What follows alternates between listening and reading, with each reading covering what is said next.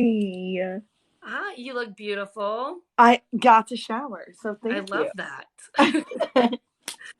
But love should never hurt, guys. Don't ever settle for someone putting their hands on you. I hate saying survivor, but I went through domestic violence, so I am a survivor. I was in a very bad relationship and I got out of it and I'm still healing. But I'm in a very better place than what I was back then.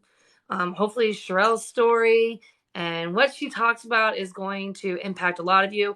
Again, if you have questions, you can always comment on the YouTube video afterwards.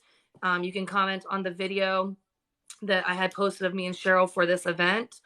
Well, thank you, Lucinda.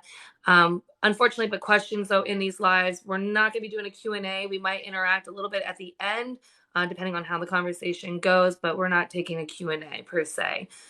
If we get bananaed for any reason, please follow my Instagram. We will be going live from there to finish it up. Hi, Care Bear. We'll be going live from Instagram to finish it up. My Instagram and Cheryl's Instagram is the same as our TikToks. If you have to leave and you want to catch the rest of the live, but you have to do something, the live will be downloaded and will be posted to YouTube for you to watch later on if you need to. There we go. Are you ready, Sheryl? I'm ready. All right. So I want to start from the beginning with you. Okay. So how old were you the first time you experienced domestic violence? The first time I'd ever seen it and experienced it in my own life was with my parents. I was about 4 years old. It all started with both my parents have had alcohol abuse problems.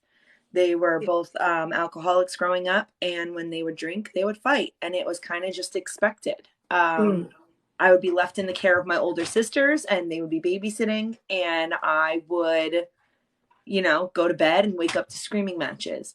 So the name calling, the screaming, it didn't get violent in front of me until I was about 8 years old. And at that point, I think that's where I saw it the most. That's right before my parents divorced. Mm-hmm. And they've since remarried. They're both sober now and are in a healthy relationship. So I've always kind of seen it go from really, really bad to be able to get better. And Yeah. I think that that's a really huge foundation for how I ended up where I'm at now. So, because did your parents ever like talk to you about domestic violence when you're growing up or like apologize or they think that they hid it from you? No, I think that it was like well, you know, when I got older, it was like, well, we were drinking. So Oh, that's just what it was. yeah. It was the next morning, my dad and my mom acting like nothing happened. Um, it would be, you know, gifts and everything else for us girls. I have three Mm-hmm. sisters. So if there was a huge fight the night before, there would be this huge breakfast spread on the table the next morning, and everybody would be kumbayaing, strumming the guitar around breakfast, Yeah. you know? Do you think your parents So gaslit you that way? Like, because they know it was a bad night before, and then the next day they're like, we're going to act like we are like a perfect family. we are just so happy. Happy, Yeah. happy, happy. Perfect, perfect, perfect. A lot of my childhood was presented as this perfect family. We were, four girls, mother and a father. When they divorced, they tried to do all the family things still and smile, but yet we're all looking like, you guys hate each other. So, Like, has your mom ever talked to you about it now? no. I also, since going through it, have talked to her about it, and it's like, oh my God, I would have never known. And I'll say things like, you like how nobody knew about you and Yeah. dad. And it's kind of just brushed off and ignored. Like, I didn't say anything. Like, she never saw it. She doesn't remember anything. It Yeah. It never happened was because like a now regular. they're remarried. Yeah. Yeah. It was like a Now regular they're Tuesday remarried and they're event. It was like happy. traumatic for you. Yeah. Like, that wasn't them. Like, what? Yeah. I wasn't there. You were there for that? I wasn't there for that. I wasn't there. No. So your mom still doesn't talk about it. Like, do you ever think that maybe one day like you'll bring it up to her and like try to talk to her about it? Do you think that would like help you heal it all? I think that it confronting would them? definitely help with my little sister more than me. Mhm. I think that I handle things in a very Aquarian way, Yeah. if that makes sense, where I kind of like on the surface, nothing really bothered me with my parents. They would have never known that it's affected me growing up. And I think that maybe if I were to lay it out for them, like, hey, listen, I experienced this as a child because of you two. And Mm-hmm. then I kind of absorbed a lot of those qualities as a partner, like how my mother did. And then also as the fixer, like my father. So Yeah. I kind of got the both of it from both of you. And I feel like that could be a conversation I could have with her. How well it would be received, I don't know, because she's not a therapeutic kind of person. It would be more Mm-hmm. like I'm pointing the finger, like, you're the reason why I ended up in these relationships. You're, even though I would never say it that way. But it is. I mean, your parents kind of set the tone to show you like this is love, and like showed you like what to accept. So I mean, as much as you don't want to like hurt your mom, it's like it's gonna heal for you to be like, hey, you did this stuff to me, and I just want to get off my chest and tell you like you set the tone for what I was supposed to think what love was, and like Yeah. I wanna talk to you about this, and I think it'd be really healing for you, and you got to be a little selfish. I think so too. I think that Yeah. that's kind of something that I would like to be able to talk to my mom about. Mm-hmm. But I feel like it would have to be a discussion with my younger sister there. Yeah. I think that she needs the most healing of it all. She was 4, I was 8. If I was 12, she was 8. So Yeah. I experienced it a lot and I noticed it a lot more than she did. But in her teenage years, she felt the effects of it more. Mm. And where I went through it personally by not emulating, by mirroring what my Hmm. parents were, she went the opposite route and she never mirrored it in her relationships, but it affected her so badly that she went through her own tribulations through Yeah. herself, not through her relationships. So Gotcha. So she more like self harm by herself versus yes, you matching it, kind of. yes, like I literally was like my mother and my father in one. I'm Yeah. trying to fix these people, I'm trying to fix these problems that we have, and also taking the short end of the stick in a lot of the conversations, a lot of the fights, you know. Yeah. I So was your when was your first DV relationship? my first DV relationship. I was 15 when we started dating, and I think that the control portion started when we were about a year into our relationship. Okay, So, you're oh yeah, I was with the same person for 4 years because of trying to pretend to be this perfect couple. yeah. Nobody knew, except for one of his friends for a lot of it. He would only do certain things around this one person who Hmm. I'm actually still in touch with, his friend James. Yeah. Really good kid.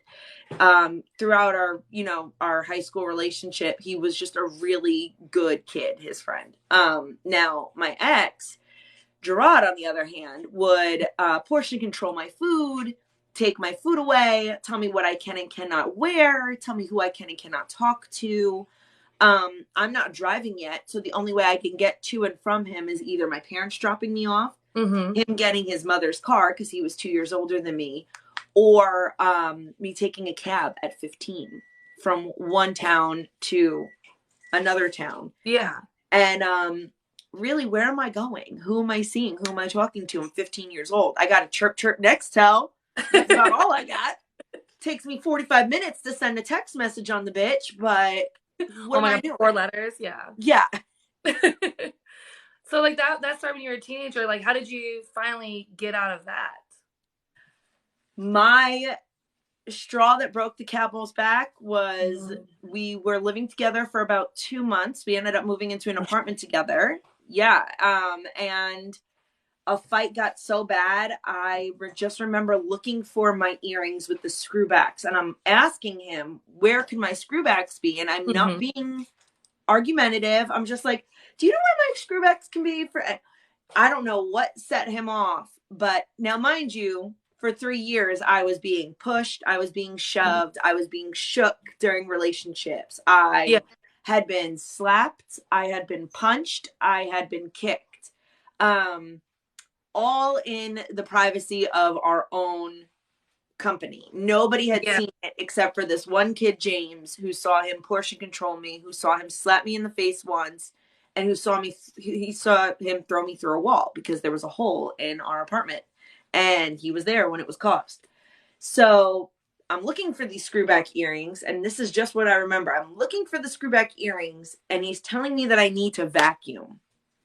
And I'm like, okay, I'm going to vacuum, but I can't keep my earrings in without the screwbacks. I need the screwbacks. Do you know where they are? Like, I'm going to start vacuuming. But, like, it was so simple. It was just, he grabbed me, threw me down, and literally choked me until I passed out. I woke up with his friend James over me. And James was like, Sheryl, like, Yeah. I was knocked out. I was basically put in a sleeper hold, choked to death. Yeah. And I woke up and James was over me and I'm like, what the fuck happened? And he's like, well, he vacuumed. So you vacuumed around me while I was on the floor? Yeah, he vacuumed. He vacuumed around me while I was knocked out. He left the apartment and James was there. He woke me up and I packed my shit and I left. And then when I left the apartment, and James was there, he woke me up and I packed my shit and I left. And then when I knew he was at work, I went back and I got the rest of my stuff, including my dog. Did you go zero contact with him? It's like to leave? We went zero contact. I'm pretty good at doing that once I hit that point. Obviously, it took me 3 years to get to that point with the first relationship, but once I hit zero contact, once I hit that point, I hit zero contact and I don't turn back. I don't look back. You will never hear from me again. Yeah. I'm very quick to shut that light switch off once I go. But segue into that, James did tell a lot of our mutual friends, which then led me to my next boyfriend, who was Joe. And Joe was a mutual friend of mine and my ex's. Not my ex's friend. He was a mutual friend of mine and my ex's. We met him at the same time. That was great until it wasn't. He started taking my car and leaving me home alone because by then I was 18. I was moved out of my house. Once I moved out of my parents' house, I was moved the fuck out. I never moved back except for when I was trying to find apartments in between, maybe. But once I was out, I was out. Yeah. So I was living on my own. I would be left at my apartment by myself with no car, no way to get around. And Joe would be out gallivanting the street. What was he doing? I did not know at the time. Yeah. Cheating. Selling paraphernalias, which I was not aware of in the beginning. Yeah. But that also led to another DV situation. Once I started calling him out on the cheating and the lying and well, where were you? What was going on? What's happening? Why are you asking questions? And literally shut up across the mouth. That lasted for about 11 months. Didn't even make it to the year mark. And I went no contact with him as well after clearing out his freezer. But now these relationships that you had before, now I'm not the younger one because he was probably 15, but the older guy, because it was like a mutual friend, did anyone ever be like, oh, he used to do that to someone else before you? Or I did not know any of his exes at all. Oh, wow. I've never met anybody that he's ever dated. I've only ever known mutual friends. Yeah. So I've never dated anybody from my high school. I've never dated anybody from my town.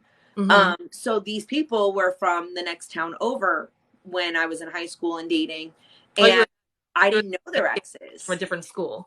Yeah, like girls didn't know each other. Like I just knew what was presented to me with the people that were friendly with them. And that was just what it was. So it's not like I ever had anybody confirm for me that, listen, same thing happened to me. I'm sorry. Like, I wish I would have known better to tell you nothing. I never knew any of these people. When he cheated on me and I caught him in our apartment, in our bed, because I was supposed to be staying at my mom's house because my family dog was passing away. We were taking him to the vet the next morning. I stopped at the house, because I wanted to be with my boyfriend after I put down my family dog. Yeah. I get there and there's a bitch wearing my Dave Matthews Band t-shirt in my bed. And I'm like, oh, whoa, Yeah. what is this? But again, another huge shut up or be shut up. Yeah. And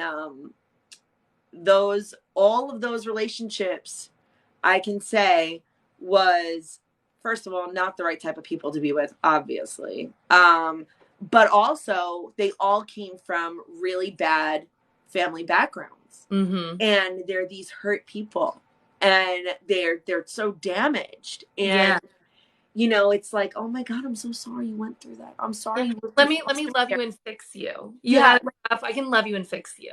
you know what?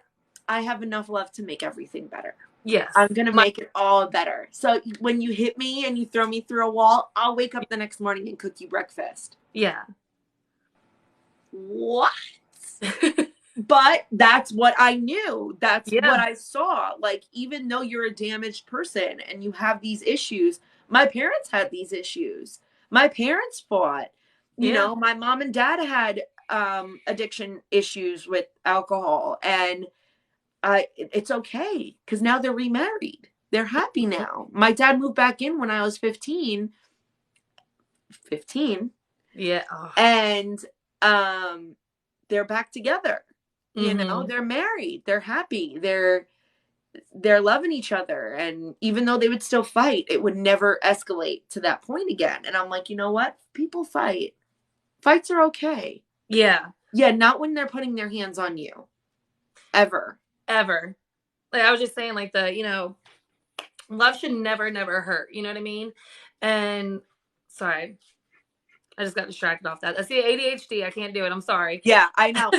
So sorry, guys. If we're not looking at comments, it's because we literally will look down and be like, what the fuck was I just saying? Oh, yeah, ADHD. I'll be like, squirrel. So like you had this, like I had the mentality too, like growing up, you know, like I didn't have the same situation as you, but it was always like, you know, it will get better. And then I started doing where, well, this time wasn't as bad as last time. And I would start comparing I would compare, well, last year it was really, really bad. And this year it's not as bad. So it's getting better. So maybe, you know, the year after that, and maybe if I was smaller and actually listened to them, or, you know, do I really and then I got to the point where I didn't care if he cheated. I was like, I really want you to cheat to leave me alone. And I think that's where I know that I was done. But did you do the same thing where you would just compare all the time? Well, you know what? I'm allowed to eat what I want, wear what I want, and be friends with who I want. That's because this motherfucker was out driving around in my car with other bitches. Oh, God. Okay. We've all been there. He didn't care what I was eating, what I was wearing, and who I was hanging out with, because I wasn't around him, so he can go out and gallivant and do what he was doing. Also, hide the fact that he was selling paraphernalias. That's another key factor. Yeah. Because in my early 20s, which is when we were dating, is when I was introduced to a lot of these things and this lifestyle. And now I've adapted this lifestyle. So how am I going to live this lifestyle with anybody else? Yeah. I was not on them. Let me clear that up. I was never an addict. I was never doing drugs where that's the lifestyle I'm talking about. I'm talking about now also going on these rides with him to do these things that I wasn't allowed to know before. You know what I've been doing with your car, baby? This is what I've been doing. But it's only until I'm able to get X, Y, and Z. And I'm like, oh my God, thank you for telling me. Thank you for being honest with me. I'm your Bonnie and you're my Clyde. We can oh my God. Yes. Beyonce and Jay-Z in the flesh?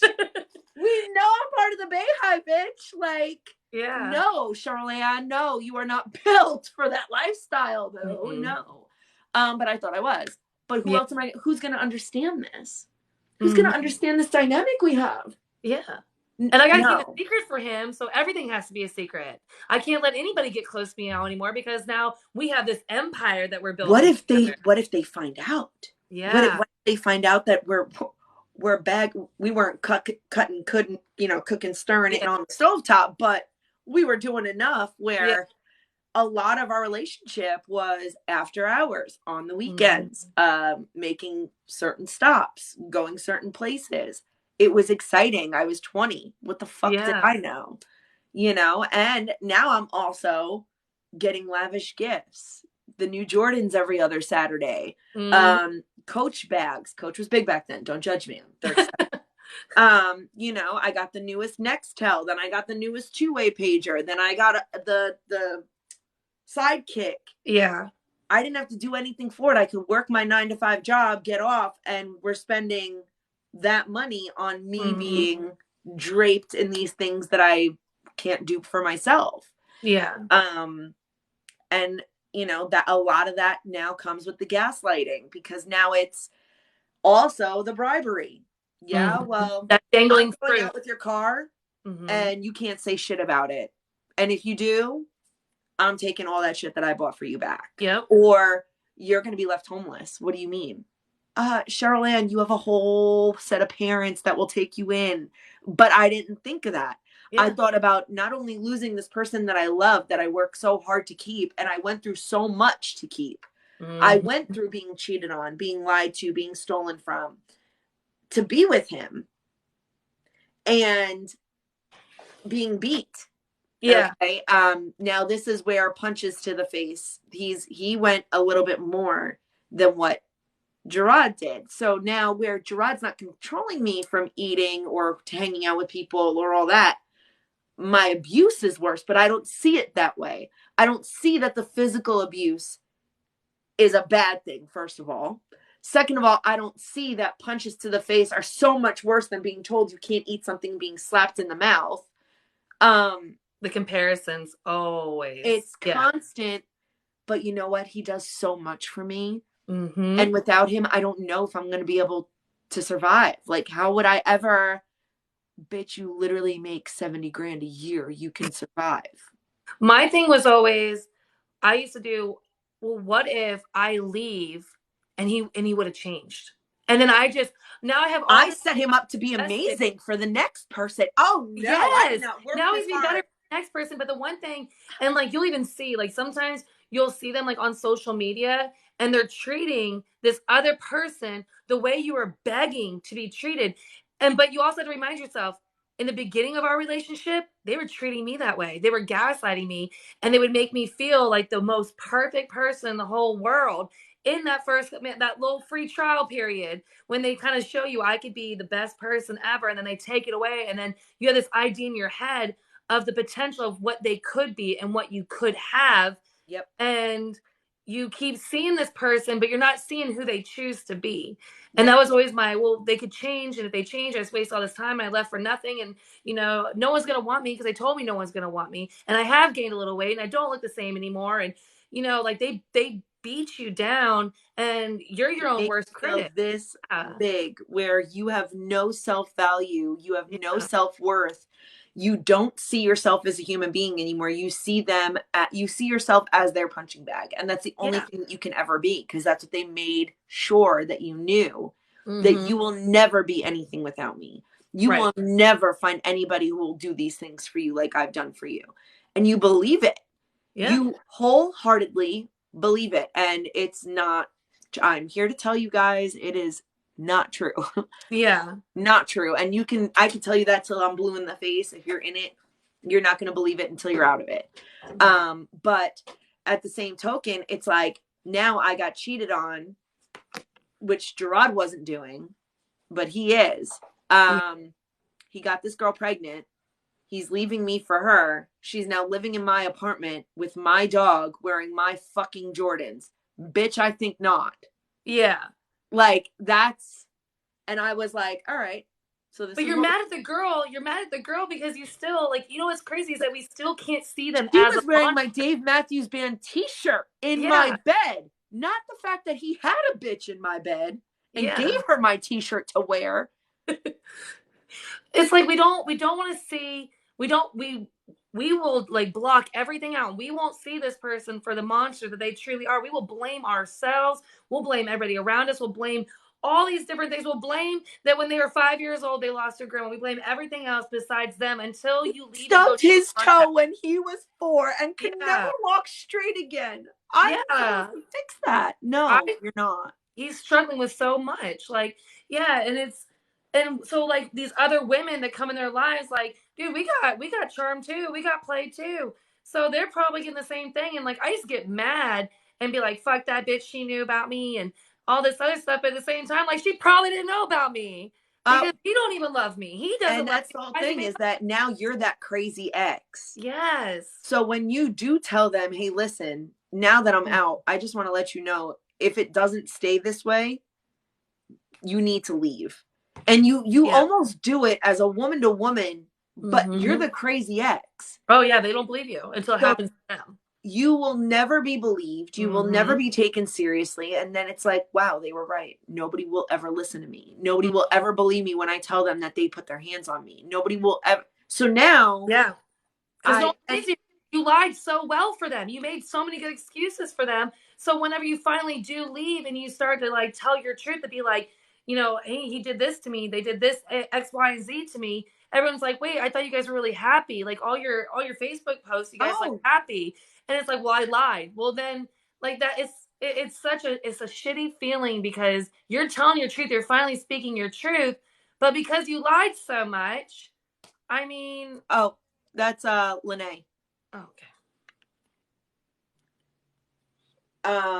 So yeah, that's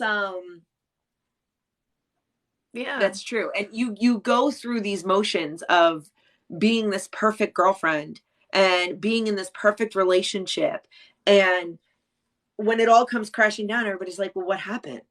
And then you try to tell them, and it's like, yeah, okay. You're just scorned. Yeah. You're just another woman scorned because he's with somebody else now. Yeah. And then they have Yeah. you. When I first left, I sit there and be like, am I crazy? Like, I know these things happen, but then I would start second guessing myself. And then I would have to be like, no, Danielle, like, these things happened to you. This happened to you. It truly did. This is what all happened. Like, don't be that weak-minded person again. And like, because I would sit there and literally think, like, was it really that bad? Because like it would mess with my head. Like it still messes with your head Yeah. after you leave too. Mm-hmm. 100%. Yeah. 100%. And you go through all this self-healing, and you go through all this finding yourself and Mm-hmm. this self-worth journey, and you stay single for a long time, and you try to find like who you really are, and then you just get into another relationship again. Oh, I know, that's so terrifying. It's scary, and you think, is anybody not abusive? Is Yeah. there anyone out there who will not abuse me? And that's my segue. I found my children's father, and he was not physically abusive at all, and he was the fun guy. He was a good time. But then we just didn't work out. I'm like, wow. So there is hope. Yeah, I There can I can be loved without being physical. hurt, Yeah. physically hurt, Yeah. and you think, okay, great, but it didn't work out. So you do more self-reflection. Well, why didn't it work out? What pushed them away? Okay. So now I go through this divorce, and I end up working at a car dealership doing insurance with my own agency, and I'm thriving. I'm really doing well for myself as a single Mm-hmm. mom. And I meet Frank. And Frank was working at the dealership. He was a car salesman, if that says anything. Oh. And now I'm going to kind of set also another picture for everybody on something that I wanted to talk about. Was Gerard was 5'4", 120 pounds, soaking wet when I was in high school. I was about 5'7", probably about like 135, 140. So I'm taller, right? I'm a Yeah. big girl compared to 5'4", to this little nugget. So there, I didn't really feel any type of safety, right, in my relationship. Yeah. Then I'm with Joe, who is burly and taller and bigger. And it's like, wow, I actually feel safe. Yeah, Right? you can let yourself be feminine with somebody. Yes. And Yeah. now, all right, you know what? This is great. And the relationship was great. And it's, I would never hurt you that way. Oh, yeah. Mm-hmm. Right, until he did. Yeah. Um, then we go to my ex-husband, which obviously this does not fit in this category, but he's not that big of a guy. But he was very nice. He was very charismatic and everything else. Just not for me. Then we move on to Frank, who was 6'4", 280. Mm. So now I'm gradually trying to find safety in something, somehow. And this is where the most narcissistic human being I've ever met enters my life. I was literally love bombed the fuck out of. The best person for everything, the best chef, the best driver, the Oh best God. at this, the best at that. You are so amazing. I've never met anybody like you.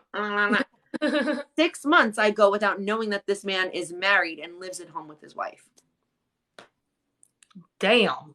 And We by then, never spent a night together overnight, but I just thought that he had to get back home because he did have a teenage son who was, yeah. at his house.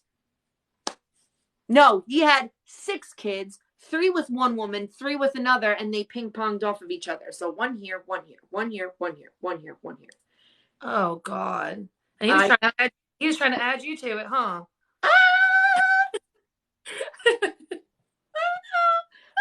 thank God no. Mhm. But once I found out that he was married, and I was like, well, this isn't going to work out clearly because I'm not. Yeah. I want a relationship. When my last daughter goes off to college, I'll be able to leave her. Oh God. Oh, I think we Sheryl Ann all fell heard for that. it. Hook, line, and sinker, girl. Yeah. And did. And Yeah. fucking did. And I waited 2.5 years.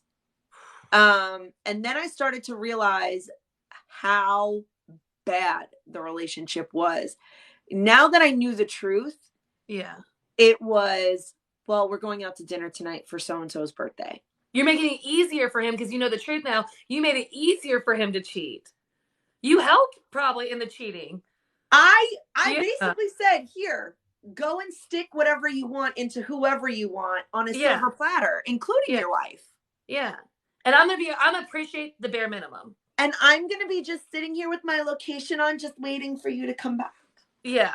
Looking cute. No, bitch. No. I swear to God, I look at myself and I'm like, how hurt was I that I accepted this? Yeah. Like, how damaged was I divorcing and being a single mom and actually thriving in my job, almost losing my agency because of his jealousy of any man being around me? Because I'm this woman on this pedestal that he has. Yeah. I can't let anybody else have you. I need to Yeah. have you to I myself. don't want you 100%, but I don't want anybody else to want you. But my 100% has to be good enough. Meanwhile, it's really only 20%. And Yeah. I'm also smacking you around while I'm doing it. Mm-hmm. What?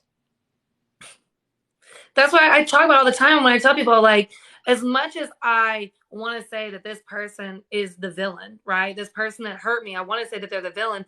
I look back and I'm just like, I was the biggest villain because I accepted this type of love. I didn't value myself enough to know that like I deserve more, that I am worthy of being actually loved. Like I've never really truly think I've been loved the way that I should be. If But at any point when I was 15, I put my foot down and I was like, no, you're not taking my fucking French fries from my Big Mac. If at any point when I was 20, if I would have seen him taking my car keys in the middle of the night, where the fuck you going with my car? Mm-hmm. But now, in hindsight, would that have gotten me hurt more? Right. Physically. Yeah. Because now I'm being controlled, I'm being abused financially as well. All 3 of them had a way of tracking my money, knowing how much money I spent where it was going, who I was spending money on, why I was spending this money. Why? Yeah. It's a form of control. And I want to say that financial abuse is a huge thing. If you've Oh. never experienced it, just count your blessings, because what do you mean you only made X amount of dollars this week? Well, where's the rest of your paycheck? Yeah. I'm sorry. I thought I was a grown-ass adult paying bills. Mm-hmm. Like, what do you mean, where did my money go? It's my goddamn money. No. Yeah. No, it's But not. if you're so stupid and you would just listen to them, you'd probably be doing a hell of a lot better. And if I would have put my foot down with those Big Mac fries, Mm. or if I would have gotten the 6-piece instead of the 4, or any of those things when I was 15, would that have changed the trajectory of my abuse? Yeah. You won't ever know. And asking those questions won't make you feel any better. Getting the answers to those questions won't be the answer you want to hear, because no, you would have still ended up abused in some way. And I'm sorry to say it, if they are abusive, they are abusive. Frank found a way to literally pummel me down anytime I got more clients. My book of business grew almost 30%.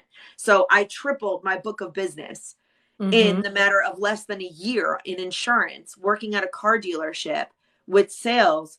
And yet I still was made to feel like I was not doing enough for my kids. Yep. Well, you're not able to do this. Oh. Yeah, you're not able to do this. You're not able to do that. You still can't get a new car. You still can't do that. Yeah, well, guess what? I put myself in debt trying to lease a new vehicle because he made me feel like I couldn't do it. Mm.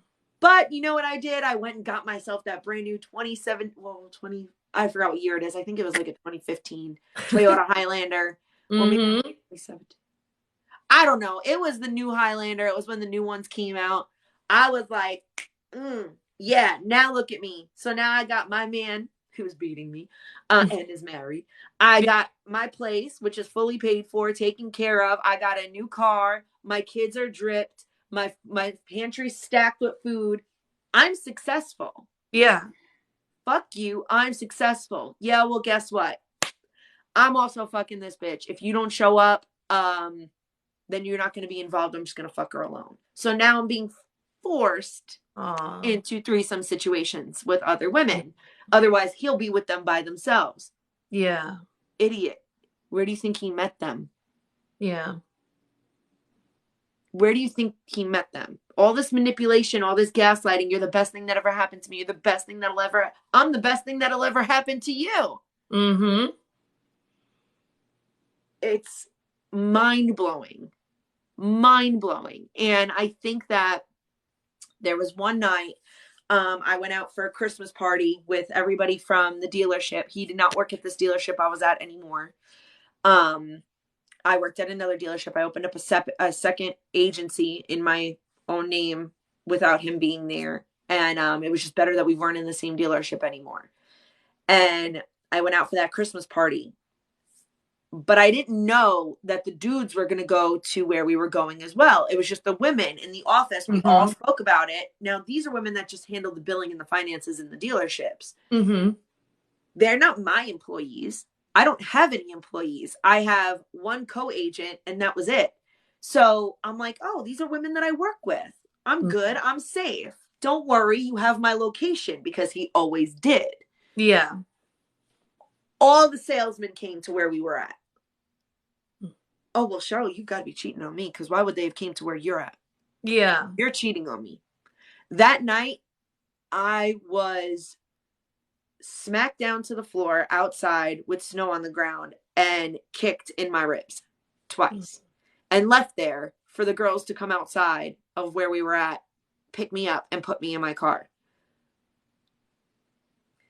That was the night that I said, I'm done. Yeah.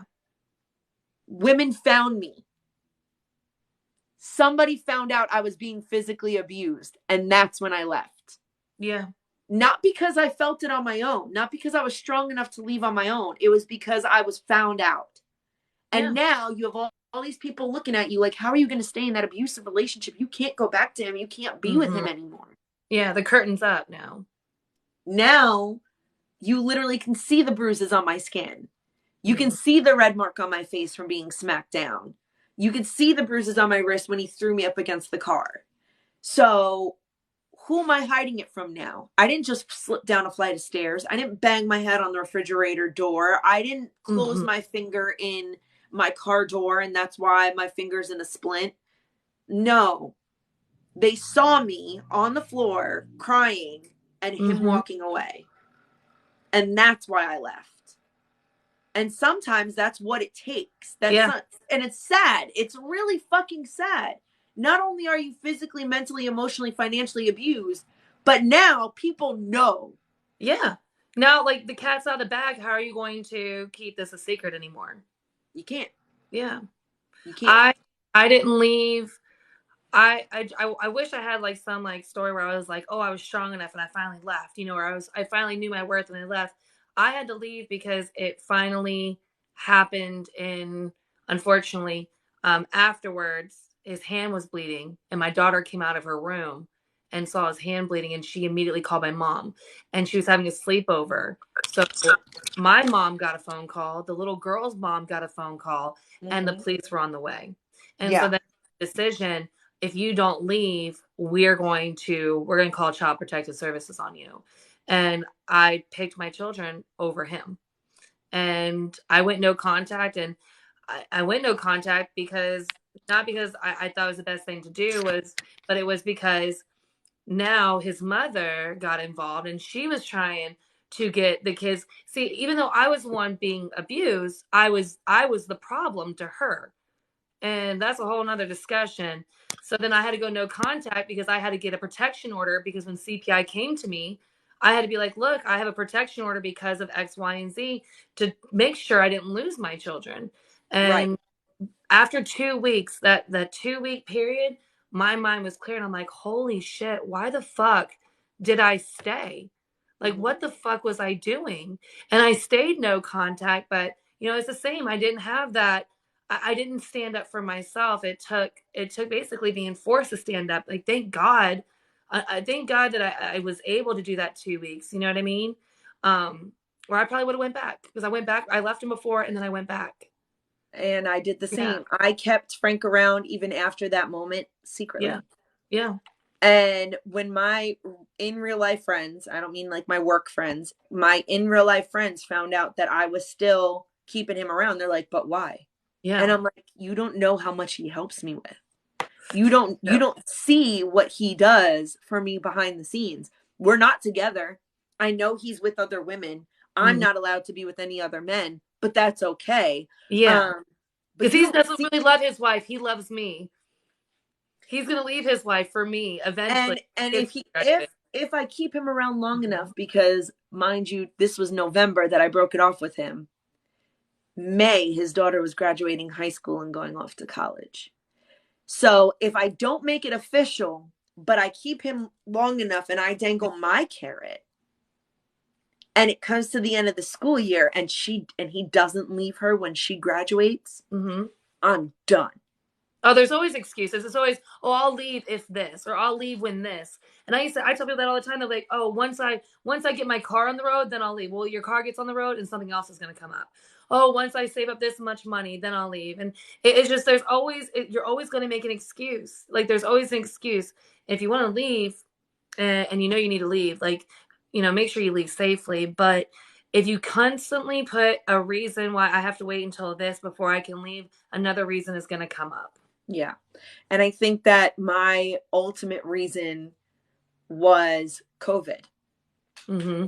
And now this is when the whole world started shutting down, and I really had to rely on myself, getting myself whatever I needed, and not allowing him to do those things for me.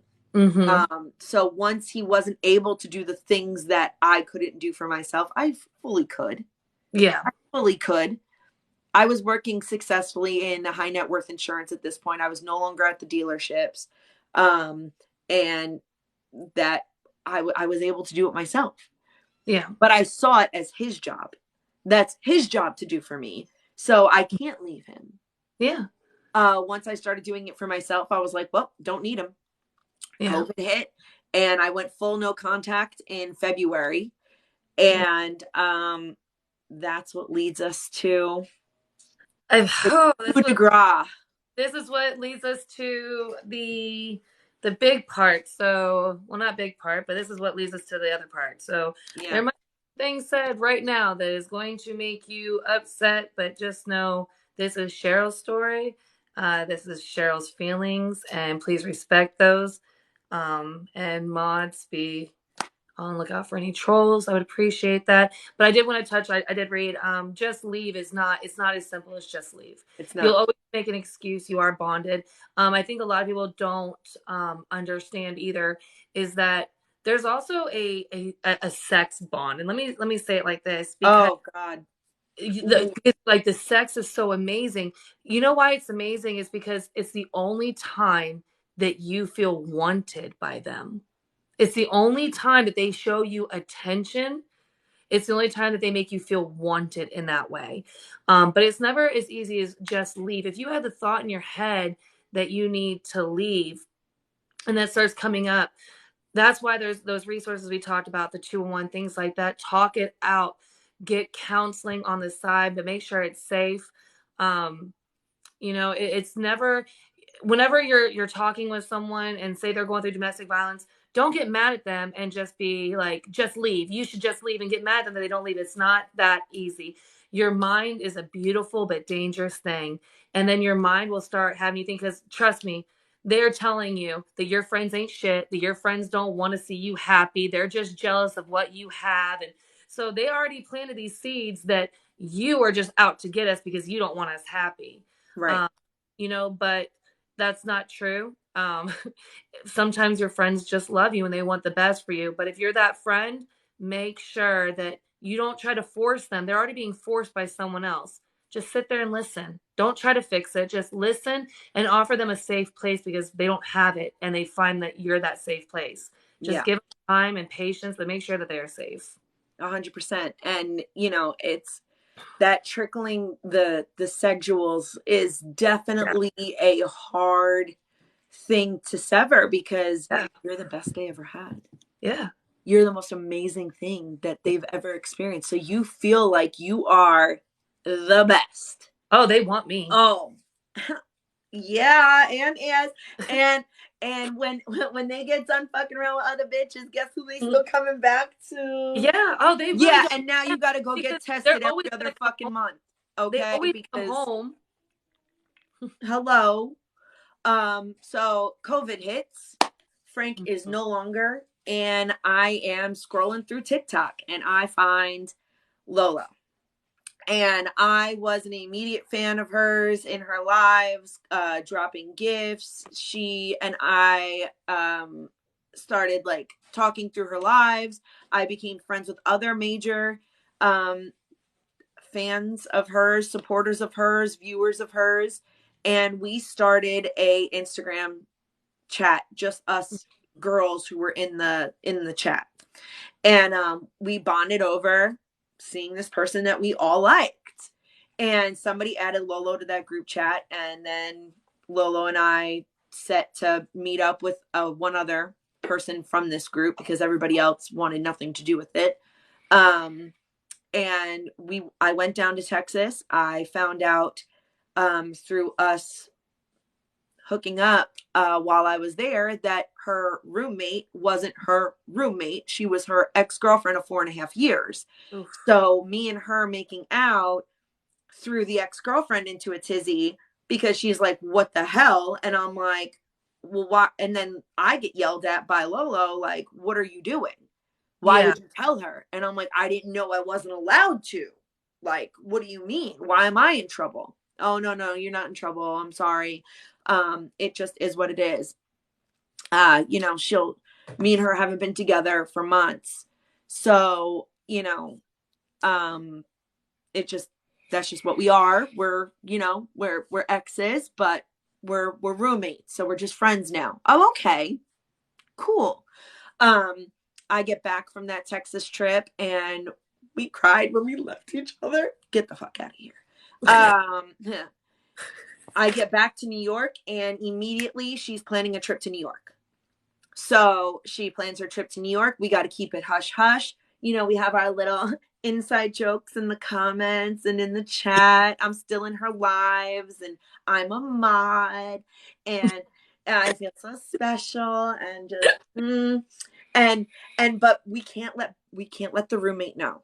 We Yeah. can't let the roommate know because it'll hurt her because she's still healing from us Mm-hmm. up. So we gotta shh and we gotta shh for the interwebs because you see all these girls that want me. This is how I make my money. So here we go. Yeah. You know how I really feel. This is for TikTok. This is just a TikTok live how I'm acting, but you know how I really feel. But guess who I'm on the phone with the whole time after we Yeah. get off of live? I'm on the Yeah. phone with you. Boop. So we go and she comes to New York in August, from August 5th to August 12th. Nobody knows about it. I take her on extravagant dates. I take her around New York City. I show her all around. Oh my God, this is so amazing. I've never experienced anything like this. Mind you, this is my first lesbian relationship. She's telling me that I shouldn't claim full lesbian because I've been with men, and I may, after her, if her and I don't work out, could still go back to men, and that would be derogatory to the lesbian community. If you're going to be on the internet, we should really make sure that, everything stays PC. Mm-hmm. Okay, fine. Pansexual it is. That's what I claimed. I don't like labels, so that's not where this is going. So that is where it was. And then, you know what?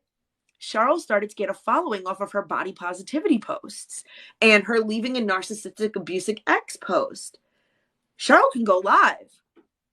Oh my God. You know what we should do? We should totally set it up that I'm going to come to New York because I'm tired of hiding. Oh, mind you, August 12th, she asked me to be her girlfriend. So we're official. What we should do is we should plan a trip where I'm coming to New York, but you got to invite me. Okay, cool. How are we going to do this? You have those weddings coming up, right? My friend Amanda was getting married. My cousin Abby was getting married. Invite me to the wedding and do it like a TikTok, do your thing. Help me get this influencer's attention. Anybody who knew us knew we talked every day through Instagram. They're all Yeah. part of the same group Instagram chat. So who are we lying to but ourselves? Okay. I make the TikTok, it blows up, it goes crazy. Everybody wants to follow this love story. Oh my God, look at this. She's inviting her to New York. Oh my God, this is going to be so good. Yeah, we're in a whole ass relationship. Committed on my part, at least. Mind you, she's still being with the ex and the roommate, which I didn't know about at the time. But I had an inkling. You always have an inkling. Feeling in your stomach. Why don't you answer the phone when you're around her? Why don't you ever talk to me at night? Why don't you ever, So anyway, she comes to New York and the vibe ship starts.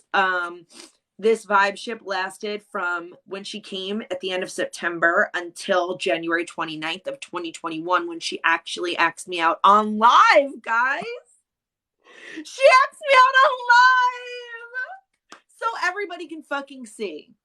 Yeah. Okay.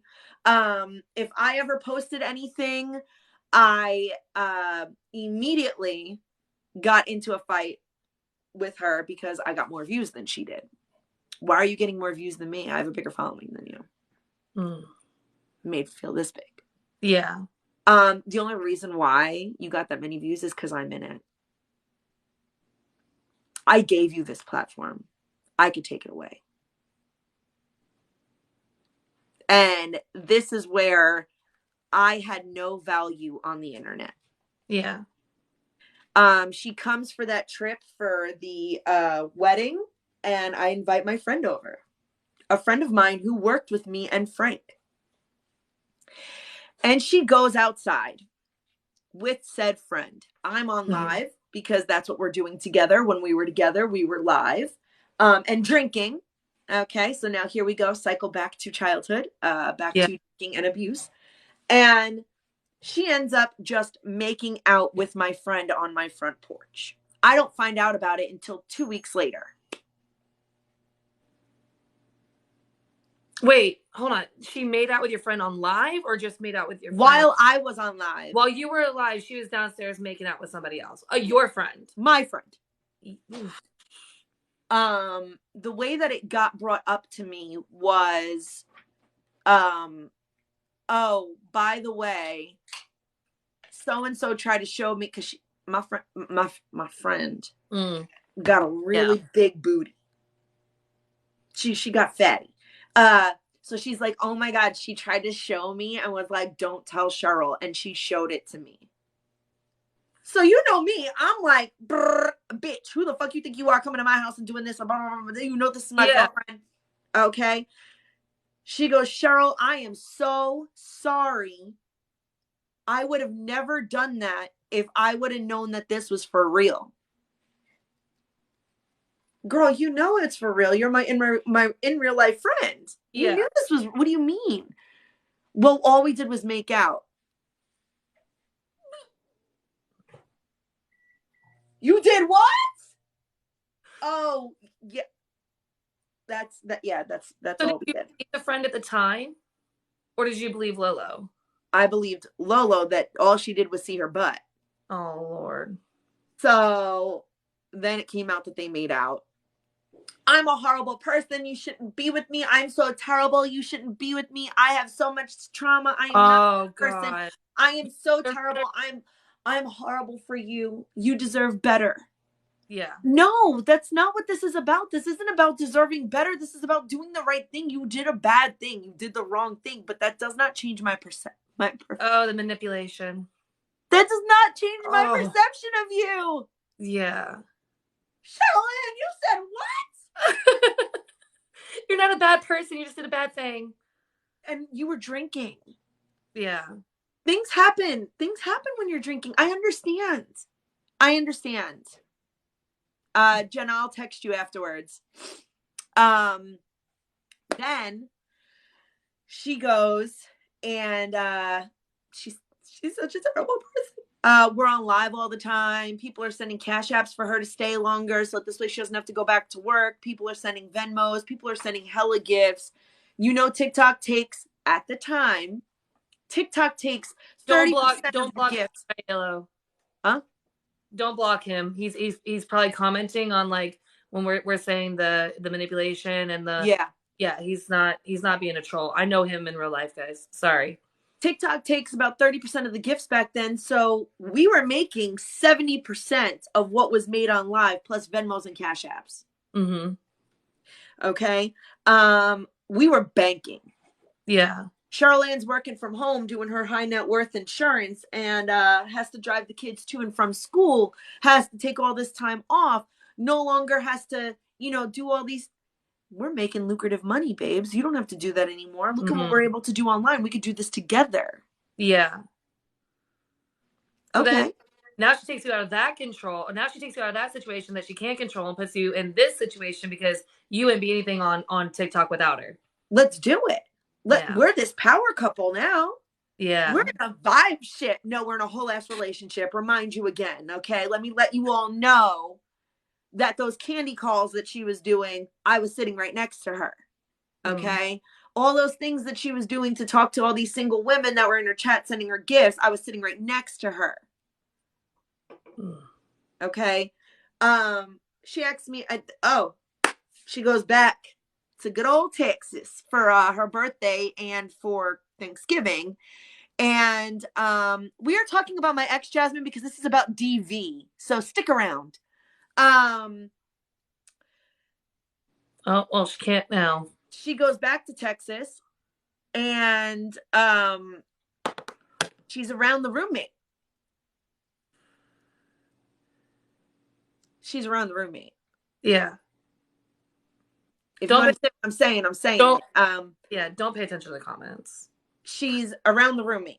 And now the roommate has said her side of the story. She's already said, Sheryl, we were together while y'all were together. It didn't stop until much later on in your relationship. So I'm allowed to say this. I'm not being disrespectful to her because I do respect her and I'm sorry that she went through something as well. But I know what it's like to be manipulated, and I wasn't allowed to talk to her while she was home. She spent Thanksgiving with the roommate and her family. She came back to New York after having a fight with the roommate. Yeah, no, she had a fight with the roommate because the roommate was catching on to her being with me officially. And being with me officially put the roommate into a tizzy because she was thinking that, what's up? Like, we're still doing all this and this when you come home. Like, yeah. Um, they end up getting into a fight. She ends up coming back. Now, she's only with me for a couple of weeks before she has to leave again for Christmas. She ends up spending Christmas with the roommate. Oof. But now, mind you, we fight all the time. Mm-hmm. We are constantly fighting. As soon as we get off alive, there's a reason why she hates me. I said something wrong. I looked at her wrong. I answered a comment wrong. It was bad.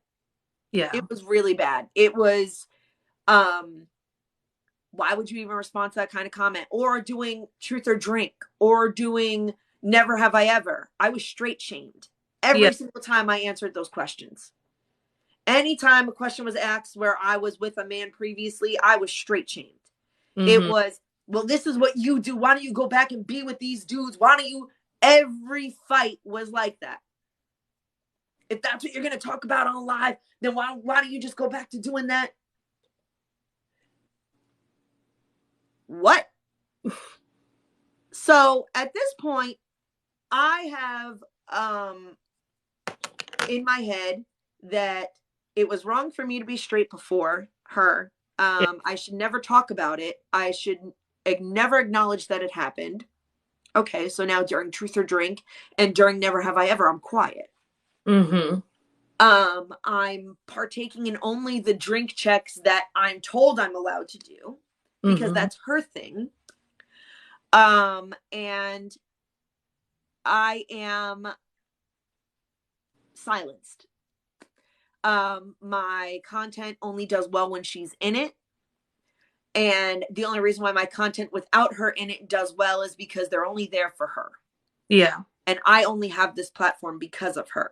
If it wasn't for her, my platform wouldn't have grown. Okay, but neither would have yours. Mm. Not till you got to New York did you hit 250K. Yeah. Okay, before that, you were still at 100K, babes. Before I asked you to come to the wedding and I was at 5K, you were at 100K, babes. 150 maybe. Mm-hmm. When I hit 50K, you hit 250K. Yeah. When I hit 200K, you hit 600K.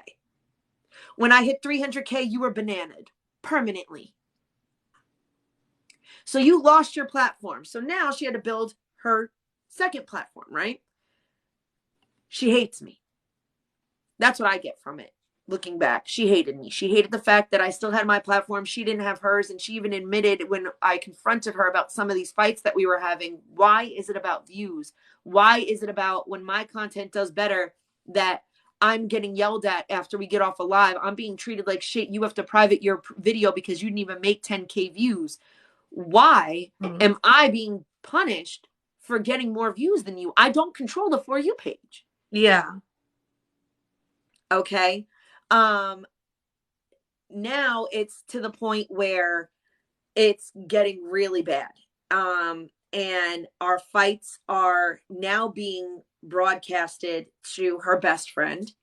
And I took solace in some of my mods. Mm-hmm. Some of my mods knew what was going on. Mm-hmm. I told them about the fights. I told them about some of the verbal abuse. At this point, I was not at all hurt physically. I told them about the cheating, and I told them about what I believe to be her cheating with me with Becca. Mm-hmm. One of those mods turned on me and told her what I was saying. And she ends up befriending this mod. And by befriending, I mean almost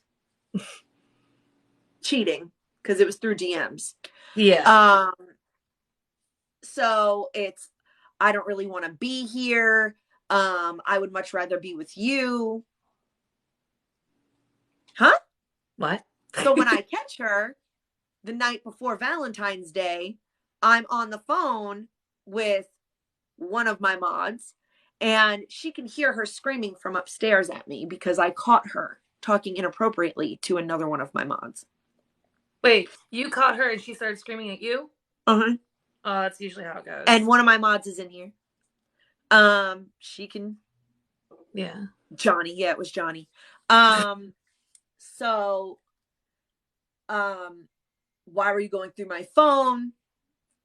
If you wouldn't have gone through my phone, you wouldn't have seen it type shit. You know, she didn't say that, but she said it.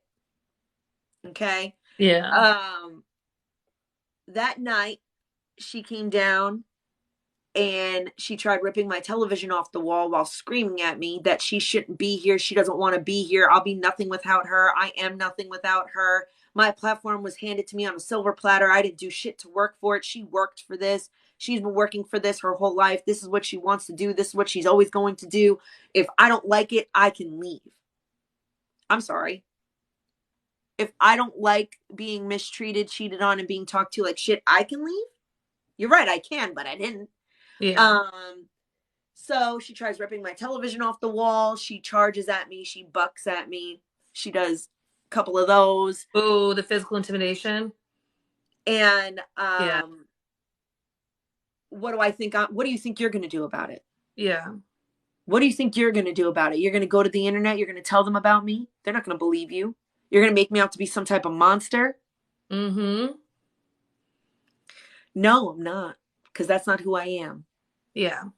That's not who I am. I would have never came out and said her name on live about any of this if somebody else didn't do it first, and I needed to be there for them to validate them.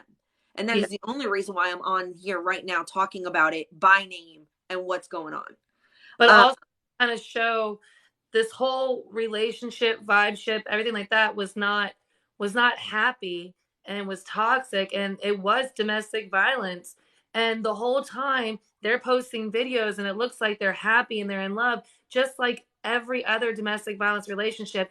Behind closed doors and behind the other side of this phone, people are going through different things, and it's not always as plain in plain sight as everybody thinks it's going to be. And I think this is important to talk about, that sometimes you see something and it looks like they're happy, but behind closed doors it is very toxic.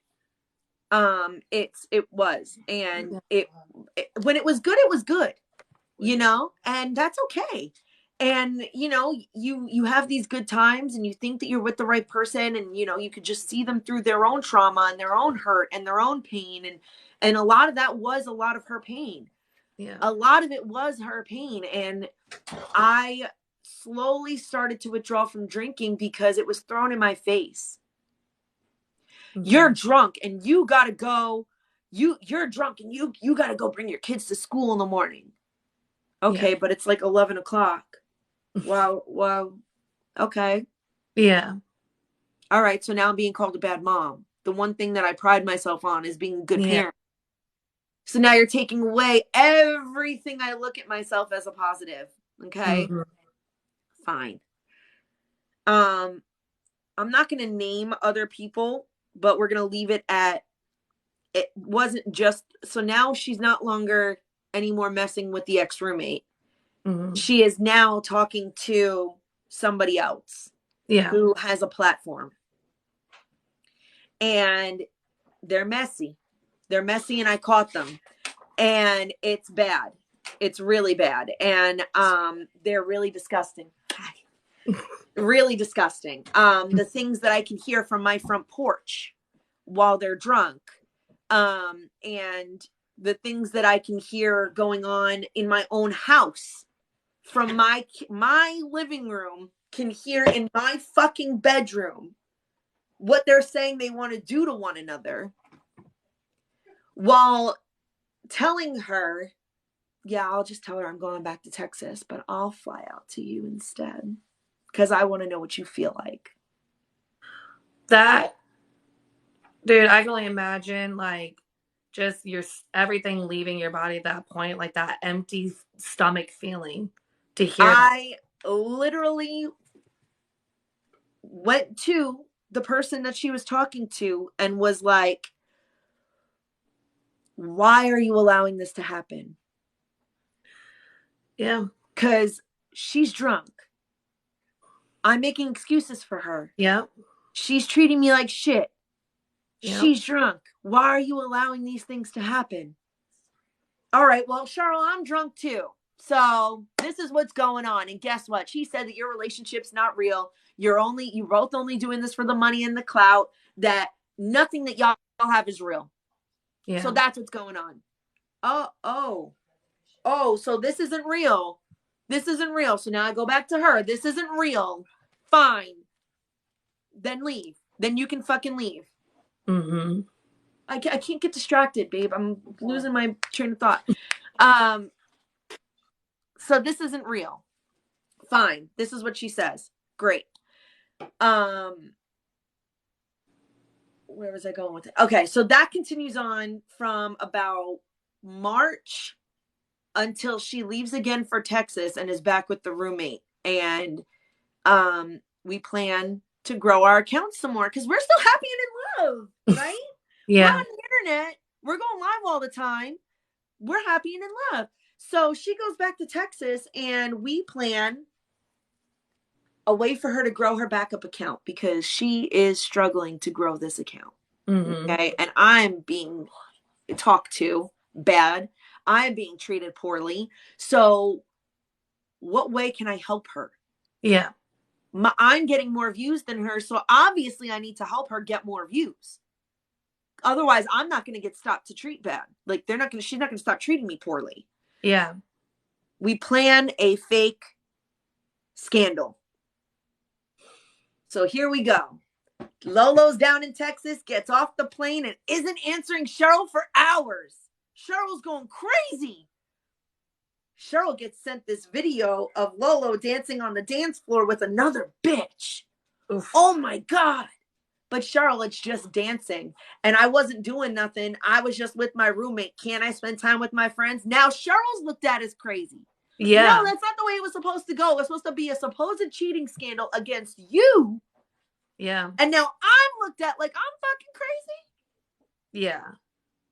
But guess who she was dancing with? And I can show you the original video. There was low playing country music in the background, fully lit up bar because they were closing down at last call. Becca video recorded it and they sent it to me. I put the club music in the background. Okay. I put the club music in the background. I darkened the room. I made it look like a real club. This is what I did. I made everything look like a real fucking club. Like she was really cheating on me in this fucking club.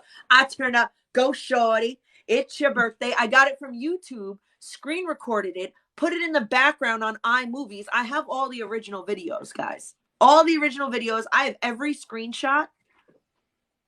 I have every text message from 2018. I started seeing her in 2020. So what does that tell you? Yeah. She's had 2 numbers since then. I still have all the history.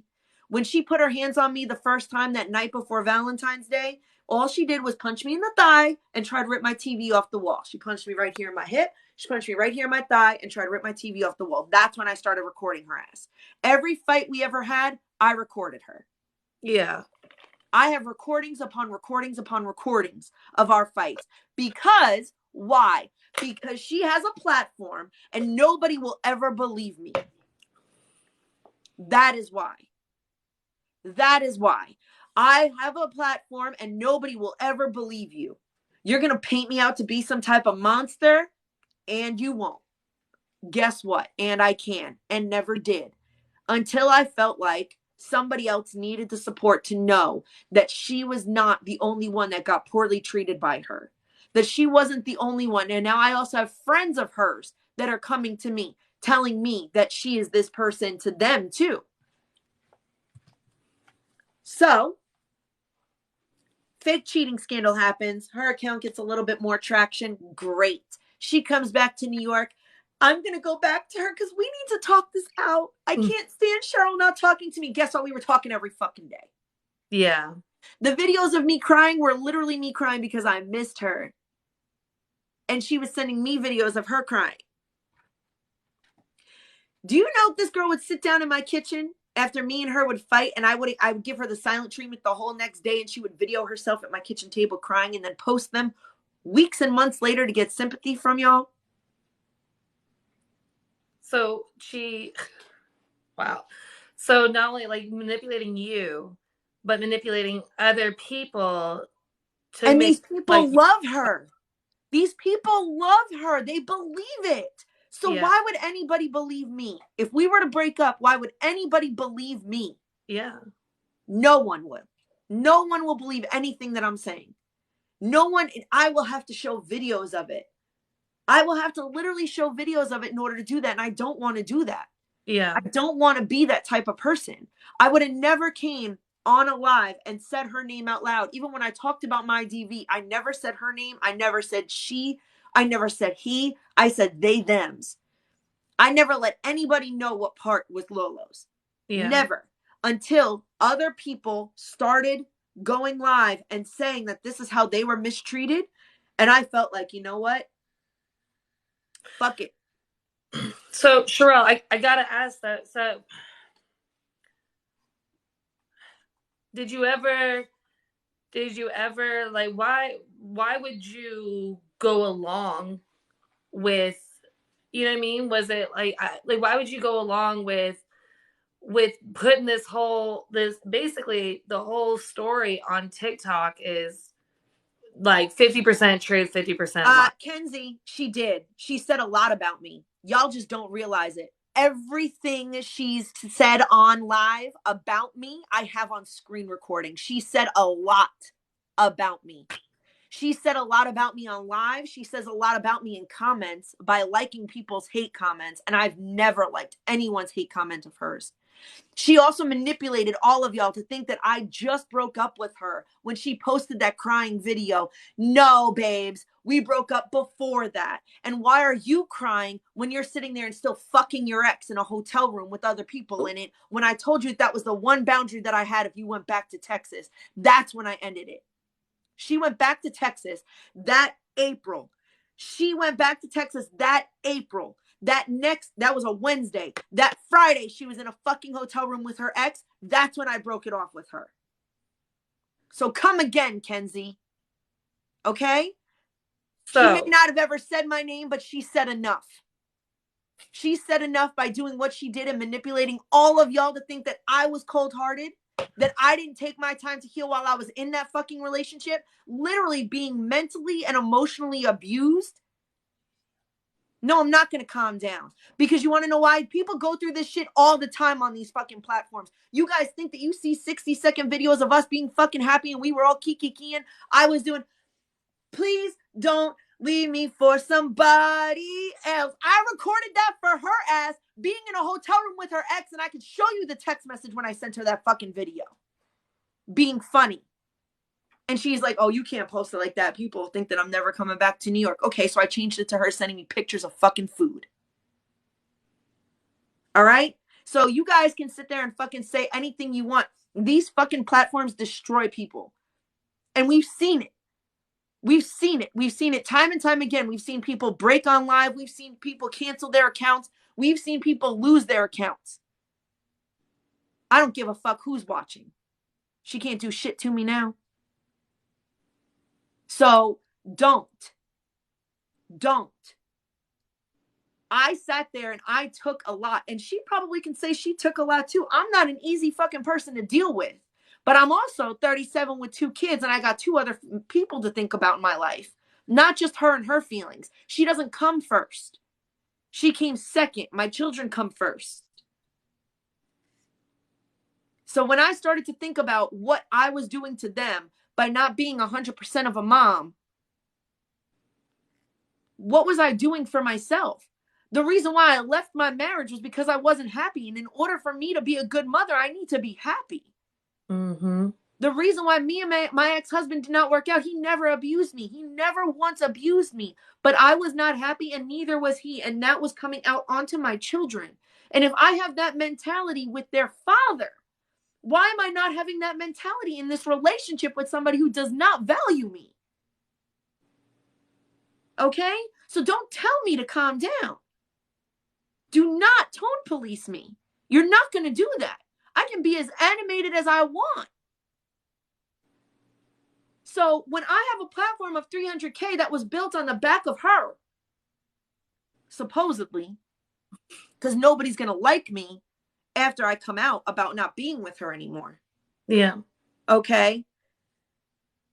This is what happens.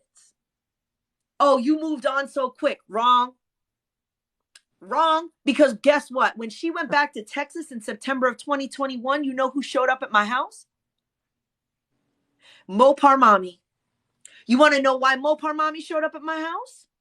Because she woke my children up screaming at me because I called her out for talking to another influencer inappropriately. Screaming at me. You're not going to make me feel like I don't contribute. You're not going to make me feel like I'm a fucking monster. You want to hear the recording? Because I can play it, babes. This is what I got treated. This is how I got treated. She woke my child up. My child crying, coming in. Mommy, are you okay? Seeing my face red and me crying. And that's when I realized she needs to get the fuck out of my house. I texted Mopar Mommy and I said, I need you to come now. Jenny packed herself up and came into my house and said, listen, you need to go. And all I wanted her to do was just go stay at a hotel to sober up so we can talk while she was sober. I was not kicking her out. I said, Jenny, I just need her. Mopar Mommy's in the chat, Jess. I just need her to get out of my house for just the day. She is waking my children up. This is not good. This is getting bad. I need you to come and help me. Jenny comes up like this. Listen, I just want to take you to a hotel, let you calm down, let you cool down. She started bucking at Jen, slapped Jen's phone on the ground. Jenny still has a broken phone case and phone screen. Screen's still so broken. Or she actually might have gotten it fixed since then. And called the cops. We called the cops on the line. Because she was bucking at Jenny. She had already bucked at me. She had already started in on me. She already woke up my children with the screaming and the fighting, and I needed her out of my house. With the kids. With the kids home. With the kids home. I was not drunk. I was not drinking, guys. This is when I stopped drinking. Yeah. Kids are home. Cops come. Cops take my whole story. They take my whole statement. We had no choice. Baby Shark, Mopar Mommy, that is Jenny. We had no choice. They made her leave. They let her pack a bag. They made her leave. Cops leave. She turns around, comes walking right back. You're really going to do this, Sheryl? Jenny didn't leave my house yet because she knew. We knew she was going to turn around and walk back because she was not walking to no hotel. We tried to get her to go calmly. Yeah. Okay? Jenny, Mopar Mommy, helped me get Lolo to leave. We had to call the cops again. Cops came back a second time. I have the police reports. Cops came back a second time, told her she needs to... First of all, they told me I can't kick her out because she's been living here for more than a year. You know what she told me in that conversation before the cops got called, before I called Jenny? You can't kick me out. I know New York state law. Wow. This is my house too now. I get mail here. She knew more about my state laws than I did. Okay. Jenny helped me get this bitch out. Jenny came. We ended up calling the cops. The cops said the same thing. You can't kick her out. She takes legal residence here. I said, no. I already got this police report that told her to go. Yeah. You need to tell her to go. Yeah. And he did. Good. And he did. He got her to leave. And I packed up as much as I could in a suitcase. And she took it with her to the airport. And that's when she started making crying videos that y'all saw later on. She records herself crying in the heat of a moment and uses them later. Yes, Marin, she was. She put her hands on me. Yes. She punched me in my hip and my thigh. She tried to rip my TV off the wall. Those marks that you see on my wall in that one where I'm a survivor on my page, those are her marks. She threw my phone through it. She ripped the pictures off my wall that I had of our mixed tiles. She threw shit at me, constantly bucking at me, held me down, always reminded me how small I was, how weak I was, how I wasn't as strong as her. We would play fight because I'm boring if I don't, and I tell her I don't want to. I was boring. And while she's play fighting with me, would purposely pin me down and tell me how weak I was. Now, whether or not she knew that that was a way of making me feel small, it made me feel small. Yeah. Okay? It made me feel small. It made me feel like I was not strong enough to stand up against her. She is big, though, Mopar Mommy say. Yeah, she's 5'11". She tall. Yeah. But this is where we are at. And she left. She came back not even 3 weeks later because she went back home. For what, guys? Because we sent her there. Yeah. Jenny and I sent her there. And Jenny said, listen, I know you're going to do what you want to do. I know you're going to do what you need to do. I support you no matter what. I understand that you love her. Hopefully she does come back and she is changed and she is better. Yeah. I got long text messages about how she's going to work on herself. She's going to stop the drinking. She's going to work on when she gets drunk, not taking it out on me. She has a lot of animosity towards losing her main account. A lot of it got taken out on me. A lot of it got pushed on me. And she felt bad. Yeah. She genuinely felt bad. And I took her back. And I let her come back. But at that point, and I'm being 110% honest with you, ask Jenny, ask Brittany. Brittany Lynn was around for all of this. From the time that she left till the time that she left again in April. Jenny and Brittany Lynn were around for all of this. They knew I was already mentally checked out because never once have I ever spoken a bad name about her to anyone, not even to Jenny, not to fucking Brittany. I never called out any of the truths of what happened in my house until I sent her back in September of 2021 and she came back. And that's when I was honest with everyone about what was going on with me that was in my life for real. Jenny, and that's Mopar Mommy. I almost said Mopar Mommy again, and Brittany Lynn. Yeah. That's when they knew the truth about what was going on. Every single time I ever got into a fight, I sent them. Well, I didn't send Brittany them. I sent Jenny them. The recordings of mine and her fights. Jenny has every single recording of my fights with her. Jenny took a video of the cops talking to her. Jenny also has a video of me calling the cops back. Jenny has a video of Lolo making excuses to her through her car window when she was supposed to be walking to a hotel. So try and tell me again that she's never done anything to say one bad thing about me. Because she tried telling Jenny that she's not the only one at fault right now. I'm sorry. I wasn't the one screaming that woke up my children. Yeah. I'm sorry. I'm not the one that... My kids have never even seen me fight with their father. They have never heard me raise my voice to another human being, except for them when they're doing some dumb shit, ever.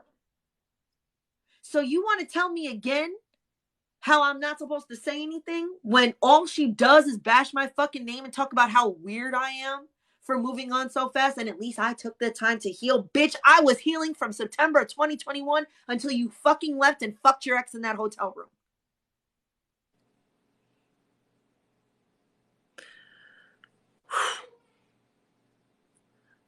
I do have a question. Yeah. I did point out earlier about the reason why we brought it up, guys, as well, and the reason why we're saying it as well on here is because it just shows that in domestic violence, we put on a show to try to act like everything is okay and everything is perfect, and you make excuses to yourself about them. And you try to act like everything's perfect, and you put on this show, and there's 60-second videos. It looks like you're so in love, but all this is happening behind closed doors. And it's the same thing that goes on with people that aren't on TikTok, that people are making, just regular everyday life, and they're making excuses and hiding it. And this just shows how easy it is to hide it when you're going through domestic violence, and that, it's not always what it appears all the time. But the question I did have, Sheryl, is, what was the reason why you went through with doing these things that she was asking you, like the whole scandal, the cheating scandal and all that stuff? Were you okay with it, or why did you go with... I was okay with it because I really thought that getting her, hi Tamber, but getting her traction and her platform and her ball rolling would really take some of the fight away, because she was really stressed out about not getting these views and not getting the traction to her account and not getting the followers that she had. She had almost 600K on her main account. She was permanently banned 3 times. Yeah. So I really just thought, oh my God, if this is what's really stressing her out and getting her to treat me so badly, if I get it there, it'll be better. It'll Yeah. be fixed. Yeah. It will get better. This will make our relationship go back to when it was really happy and it was really good. It was, but was it really? Because when she was here for the wedding, and I say here, I mean in New York, when she was in New York for the wedding, she was making out with my friend on the fucking front porch. So Sheryl, let's really go back and think about every little thing that's ever happened. Yeah. Not only was she during the vibe ship flirting with women and showing me these messages, right? So, oh my God, she's being honest with me. Yeah. She's being truthful. She's being a hoe, but she's being truthful hoe. So, yeah. And I know that she's really with me because at the end of the day, she comes home to me, right? Yeah. She's sitting next to me when she's The on same these pattern calls from with Frank. these girls. The pattern from Frank. It's yeah. From the jump, I knew what her platform was built off of, and it was being a typical "Hey Mama's fuckboy," and that's okay because that's what I accepted. I was okay with it. I was okay with playing that role in the vibe ship. Now we're official, and you're still doing this shit, and you're doing it with people with platforms, and you're doing it with my fucking Maz, and you're doing it with your fucking ex, which I didn't know for sure, but I had an inkling. Yeah. But the other ones I knew for fucking sure. Then when she left in September of 2021, you know what that person with the platform said to me? She told me that your whole shit was fake. The whole thing was fake. Your whole relationship is fake. You ain't got shit with her, is what she told me, and I'm sorry. I'm sorry that I entertained it for so long. She said, I have those text messages.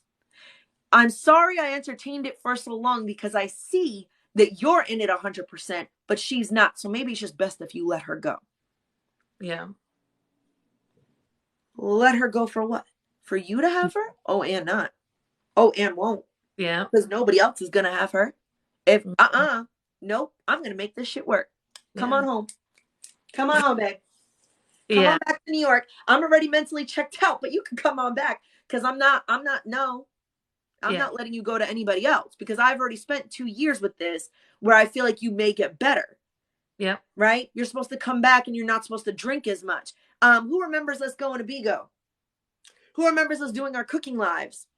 Who remembers us not drinking as much? You want to know why? Because that was her stipulation for coming back. Did you know that some of our lives, she had empty White Claw cans? Empty White Claw cans because she was pretending to do drink checks on live so she could wrangle in her drinking. Now, mind you, 8 White Claws gets her drunk. More than 8 gets her abusive verbally towards me. Okay? Yeah. She could say all she wants that she can handle more than that. She doesn't. I know exactly. As soon as she opens up that 7th one, I'm about to hear it. Yeah. I'm about to have a fight tonight. But I still sat there on live and, oh my, you want me to do the look? You want me to do the look?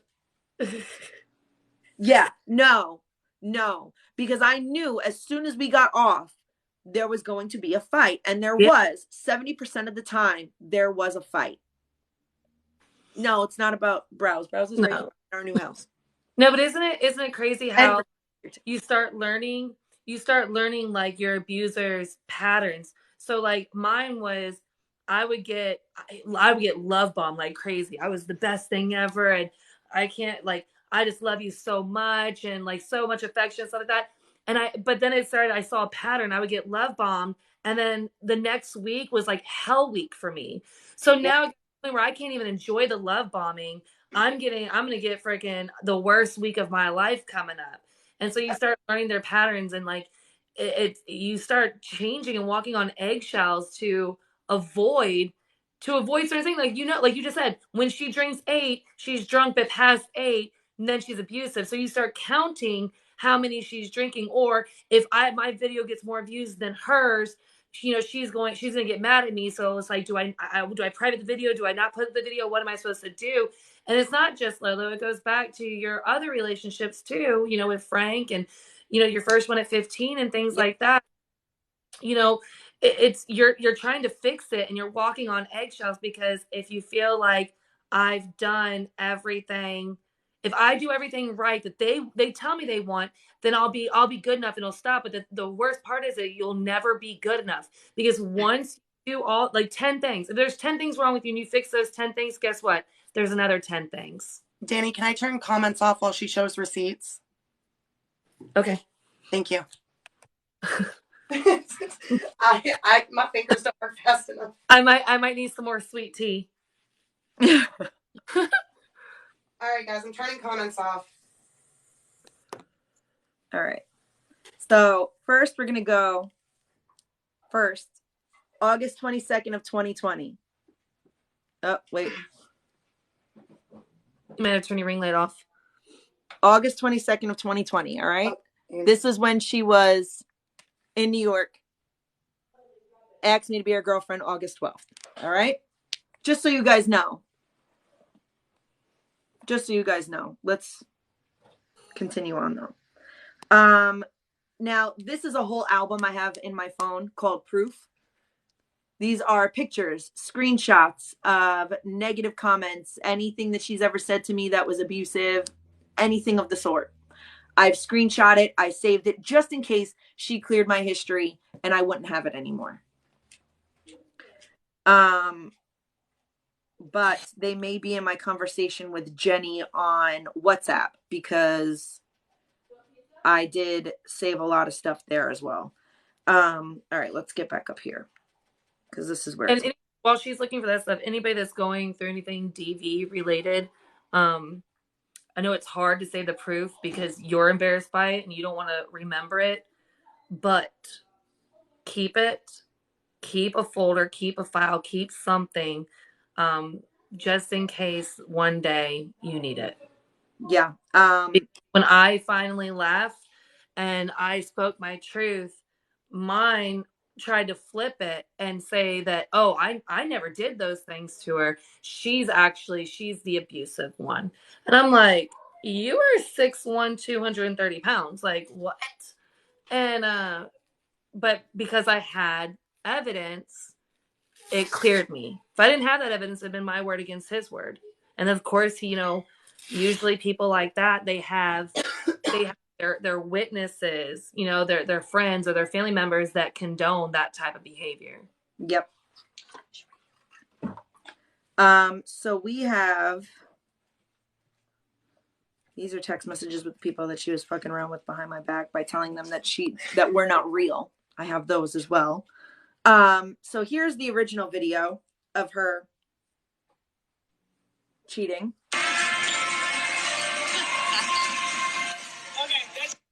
See, okay, that's it. Cut it off.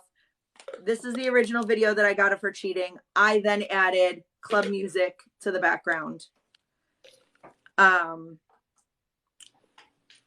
Let's get to the fight part. But I'm not going to play all of the fight parts. I just know that the video that I last watched, I should have had it right. Hold on, are you playing a video of you guys of arguing? I think so. Okay, so anybody in here that's going to be triggered by it, just might want to come out and go back in.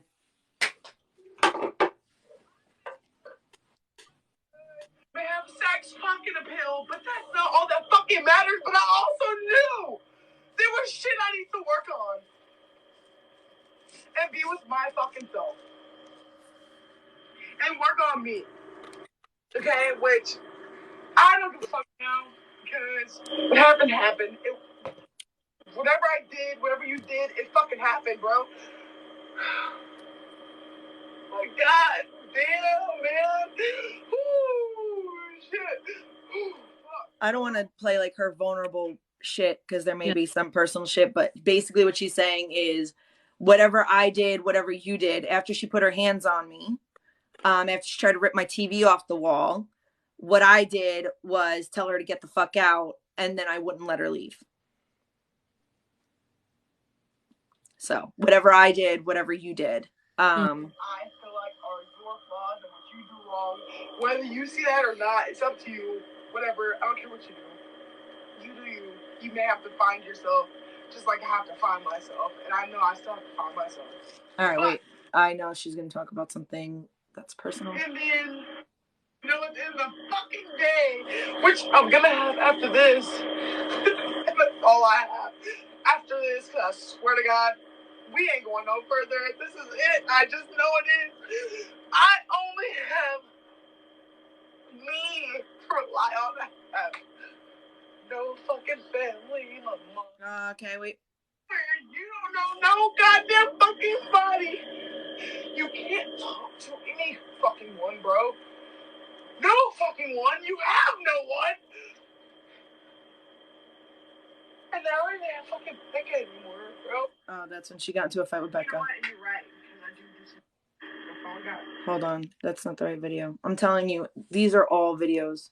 So bear with me. But she and Becca stopped being friends for a bit because Becca stopped talking to Lolo. I don't know.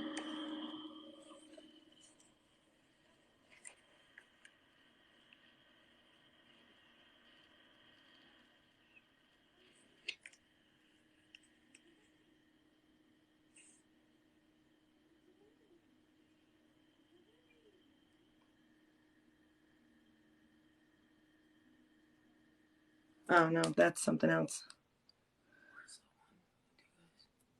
With what? When she came in and she was fighting with you. Yeah, that's the one that I'm looking for.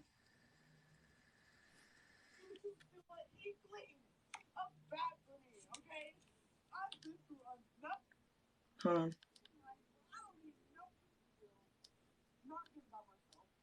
Walking around. Me or make you feel any type of way.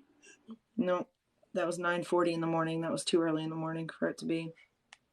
Good night. Go buy my ticket and go. Go buy my ticket back to Texas and go. That's what I'm supposed to go do, right?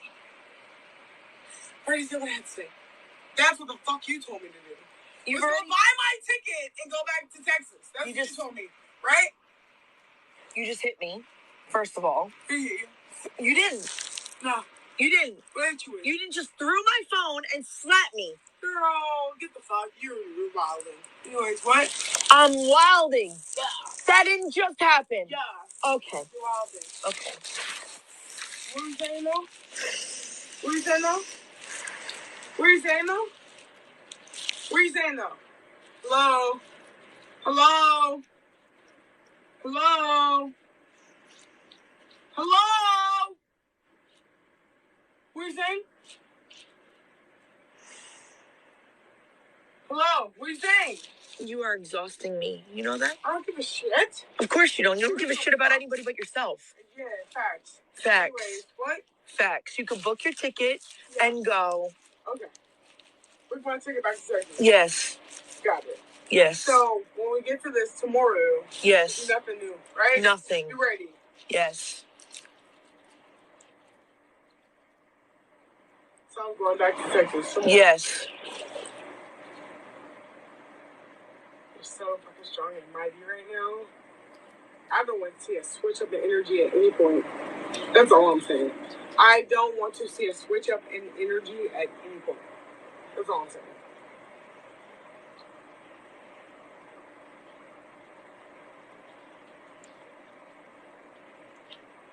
But she wanted me to end it, right? Guys, like she wanted me to end it, is what she told Becca. She was waiting for me to end this relationship.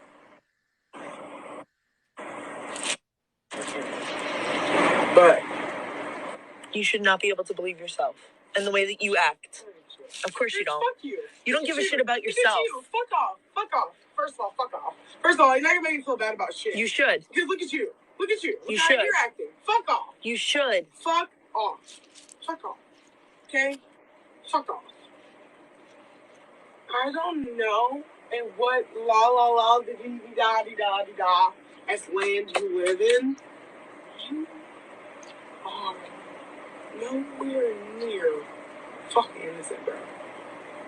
I don't know what land you're living in where you can just bitch, you are not fucking innocent in the fucking slightest.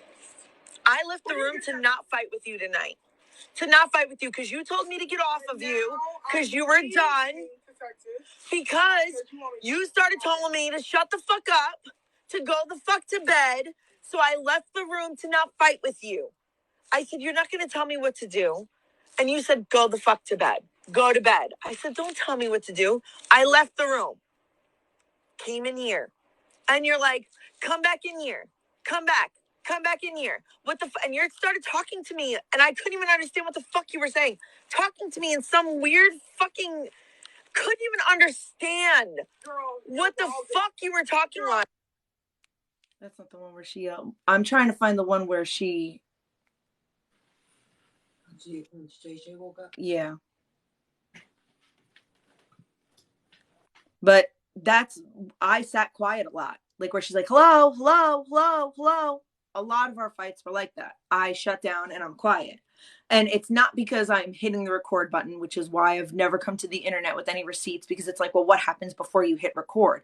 I literally have videos that start while we are on live and go through our whole fight, because I have always had more than one phone.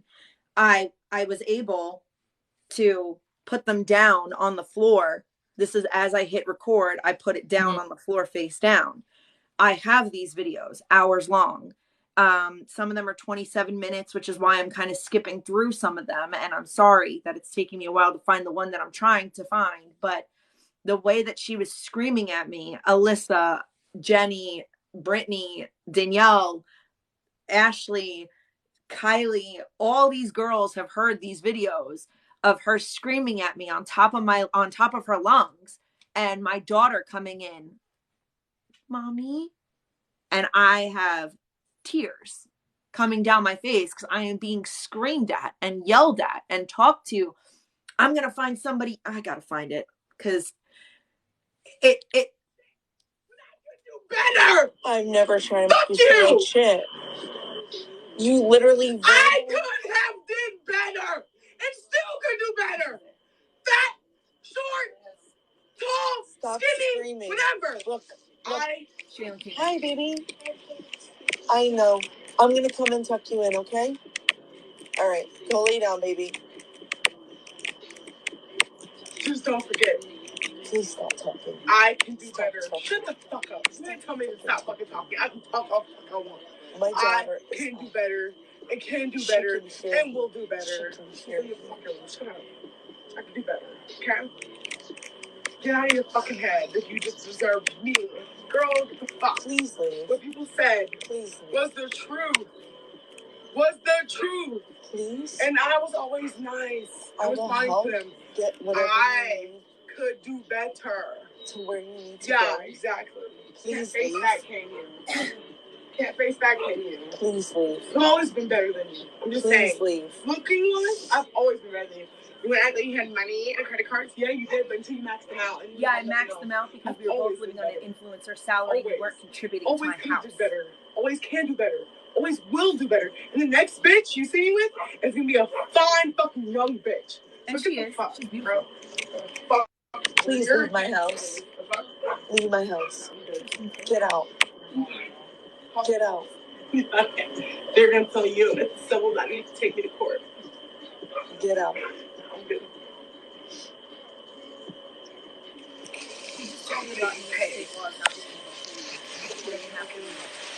Talk to me and treat me like I swear to God, you make your life a living fucking hell. You can't put me out. Cops come here, you know what they're gonna tell you? You have to give her 38 hours. Do it. I dare you. There it is. That was September 4th at 5:24 a.m. I texted Jenny at 5:26 and said, I need you to come here and help me get her out now. She was there at 6:01 a.m. There's Jenny fighting with Lolo in front of my house right before the cops came. So. Bam. Now, have you, I know because the kids, obviously, you know, I talked about before, like, you know, kids are exposed and like your kids have been exposed to domestic violence now, you know. Have you, like, what have you done to kind of heal that with them so you can kind of break the... I did not want to point it out to them. Mm-hmm. I would have rather of them came to me and said, hey, Mom, what's going on with this? What happened? And whenever Lolo, when Lolo went back to Texas, when she got on that plane and I saw the kids the next time, I said, yeah, Lola went back to Texas, babies. We're probably not going to see her unless we visit her in Texas, right? Giving me enough time Yeah. to slowly draw her out of our lives. Yeah. And I allowed that to be the narrative for a little Yeah. bit. And then I was still talking to her. Obviously, we were trying to work something out. When she was in that hotel room with her ex and other people, and I knew something happened because her phone died, I broke it off with her then. Yeah. And we said, when I finally talked to her on that Sunday morning or Monday morning, whatever day it was, I said, well, let's see what we can do to try to fix it. But this is where we're at. Yeah. Okay, fine. Let's try to fix it. I already told the kids we're not going to see her unless we go to Texas. Yeah. Then Shaylin is the one that really asks a lot of questions. She's a little bit more intuitive. So is Lolo ever coming back? And I'm like, no, baby, she's not. She's got to stay in Texas. Okay. So are you guys not going to get married? Because she gave me a promise ring, and she told the kids what a promise ring means is that you don't take it off until it gets replaced with an engagement ring to marry that person that gave you the promise ring. It's a promise to marry. That's what she told them. And I said, no. And she goes, you're not wearing your promise ring anymore. And I said, no, baby, I'm not. Sometimes people are just better off friends. Yeah. She's like you and daddy. And I said, me and daddy are really good friends. Lolo and I may not be the best of friends anymore, though. Yeah. And she's like, yeah, I know and she started to bring up very specific details. Yeah. Yeah, I remember that time we went bowling and she got really mad and she didn't talk to us the rest of the time that we were bowling. Yeah, baby, I do. I do remember that. Yeah, she didn't really make you happy that night. I said, no. I'm like, but that doesn't make anybody a bad person. Some people just have bad days and, people are allowed bad days and that's okay. And I think that was just one of her bad days. She's like, she did make you cry a lot though. And I'd say, yeah, but a lot of things make mommy cry, baby. It's not just about the one person. It's about a lot of the things that happen. And, mommy's job is to protect you. Mommy's job is to make sure that anybody that comes in your life is somebody who's going to be there for a long time and is going to treat you good and treat mommy good and make mommy happy. Because without a happy mommy, I can't be a good mommy, right? Yeah. If mommy's in a bad mood, we know not to come to mommy for snacks. Just go get them yourself, right? That's what we know. We know if mommy's like, oh, I'm so overwhelmed. What do you got to do? Get your own drink because mommy's not going to serve you. And I kind of explain it in that way where I'm choosing my own happiness over what's expected of me in a relationship. I'm choosing my happiness, my children's happiness, and letting them know that I'm going to protect them and make sure that I protect them always, that they will always be protected.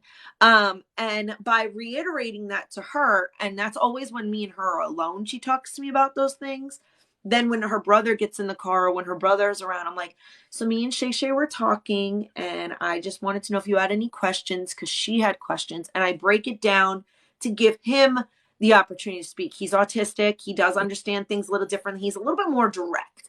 So it's very factual. It's very matter of fact. It's the point. You can't say it's raining cats and dogs outside without him thinking that a shelter is dropping from the sky. Yeah. So, I mean, he understands idioms now, but you get so I have to be very direct and very deliberate with my wording with him. And that's why I always say, mommy is always thinking of you two. I'm always thinking of what's best for you. I'm always thinking of how I'm going to protect you, about what's good for you guys. And I will not, and I promise you, bring somebody else into your life who is not going to have that same mentality and want to protect you and love you the same way that mommy does. Nobody can ever love you like mommy, but they will love you just as much as I do. And that is where I've always left it with them. So she would bring up from time to time, remember that time I woke up and you were crying and she was yelling? Yeah, baby, I do. I do. But you know what? Sometimes people just have bad days. And sometimes, fights get out of hand and you should never have to hear that. Yeah. And you will never hear that again. And I could promise her that because I'm not a fighter. I'm not a screamer. I'm not a yeller. I have 2 videos where I'm screaming at her back. And both of those nights, my children were not there. Yeah. And both of those nights, I felt strong. There's times where she would slam the door and leave and expect me to run after her and chase after her and tell her, no, please don't go. I can't do that if I have my children sleeping upstairs, but that's what she wanted from me. She wanted me to chase her. Yeah. I wasn't giving her that. I will never be able to give her that. And that is good because I don't want it. She wanted to validate her importance. I shouldn't need to. You should know off of my actions towards you without it being a fight and tumultuous and abusive verbally and mentally. Maybe she felt verbally and mentally abused by me. I don't know, because everything that was my fault is the way that I don't communicate, is the way that I brush things off, and it's the way that I brush things under the rug. But you want to know why? Because whenever I came to you with how I felt about something and catching you and doing something that hurt my feelings, it was then turned around and flipped on me, and I was the villain. Yeah. So why am I going to come to you with something that's bothersome or that bothers me or that hurts me when it turns around? It's like, all right, fine. You're right. I was talking to that girl. I did tell her I was going to come and see her instead of going to Texas. But you know what you could have done better? Yeah. Oh, I'm sorry. I didn't know we were both sharing how we both suck. Right now, I'm talking about how you suck because you want to know why I don't talk and why I don't talk things out and why I don't fight for us. By me still being here and allowing you to still be here and allowing myself to still be in this situation, that's me fighting for us. Yeah. But you don't see it that way. You want me to yell and scream and cry and show emotion. I'm sorry. I don't have it in me. Yeah. The emotion I have is fuck off, I'm fucking done, or I'm fucking in this for the long haul. Those are the 3 fucks I give. If you don't see those fucks coming out of me, then that's when I know I need to go. And after that fight on September 4th at 6:01 a.m. and Jenny showed up to that house, I knew it was never going to be the same. I did not expect her to come back. I didn't know I was going to get right back into it. I got reeled in. But I also wanted it too. I wasn't ready to be done yet. And that's the other thing. You cannot force somebody to be done with somebody. No matter how abusive they are, you cannot force them. They'll go back. And I did. But I was mentally checked out by then. Yeah. So how do you like, now you're in a new relationship with Browse, right? Mm-hmm. I know a lot of people, like when they go from being like, you have a history of domestic violence relationships, of, these toxic relationships and stuff. How do you go into this healthy relationship without, carrying that thought or making a list to pay for the mistakes of other people, because obviously cheating's an issue. Yeah. I mean, you have that trust with her. Like, how are you able to do that? I think that everybody's like, oh, I'm not like the rest of them, right? Like, oh, I'm not like that. Oh, I don't cheat. Oh, I'd rather break up with you first before cheating on you. That's what they all say, right? Oh. Yeah. But it was the first conversations that we had that were not, because we met on live on May 29th. Mm-hmm. On live in my box. Yeah. By then Lola was already moved out for over a month. So by being in that situation of ready to talk to somebody again, because I had already spent from September until April mentally checked out, trying to figure out, how am I going to fix this or how am I going to leave this? I was on that borderline for a long time. I finally found my out. I'm good. I'm happy. Brittany Lynn and I just booked our trips to Girls in Wonderland. I'm on live. Browse comes into my live because the comments were broken. And the only way to talk to somebody is if they were in your box. And my mod Holly said, Browse, get in the box when she came in. Because I was like, oh, you stood me up last night. You were supposed to come out to Long Island. You didn't come out to Long Island, you lying bitch. The fuck you stand me up for? She came in my box. She's like, we weren't mutuals. I couldn't message you. And I'm like, oop, my bad. Oop. You should have showed up anyway. That shows how much you care. Okay. I think that after that night, our first real conversation was just so vulnerable for her, where she showed so much vulnerability. Things that she shared with me are things that you don't get into until the nitty gritty of a relationship, 2 months in, at least. Like, I mean, in lesbian time, maybe like 2 or 3 days, but we were literally on like conversation 1. And it's like, this is what I have going on in my life. This is how I'm feeling. This is what's happening. I'm trying to touch you. What? She just wants to hold you. So it's like, this is what I have going on in my life. This is my vulnerability. This is where I'm at, right? Yeah. And me accepting all of that and being like, oh my God, she's literally bearing her soul to me. Okay, I feel comfortable enough to do the same. And you kind of break down that wall immediately by having somebody who's so open and honest and raw about really difficult things straight from jump. Yeah. Right? So we go through the whole past of relationships, how it happened, how it ended. She had a lot of questions, which were very valid questions to ask somebody who just came out of a public relationship. Mm-hmm. And I was able to show her, not just tell her, but show her when it really ended, what really happened, what's going on. And by us both coming from this really damaged place and this really vulnerable place, it brought that wall down immediately. And I don't know if I don't think I've ever really been that guarded. I think I kind of always see the good in somebody, and I never held past relationships against present ones or new ones. Mm-hmm. So that's never really been a thing for me. I know it can be for a lot of people, and you just have to remember that they are not them until they prove that they are. Yeah. Right. And I've never had that feeling with her. I've never had that feeling anyway. If that was the case, I probably wouldn't have gotten into a lot of the situations I'd gotten into with Frank or with Joe or anything after Gerard. If I would have been like, oh wait, no, this is a red flag. I don't see colors, you know. I'm colorblind.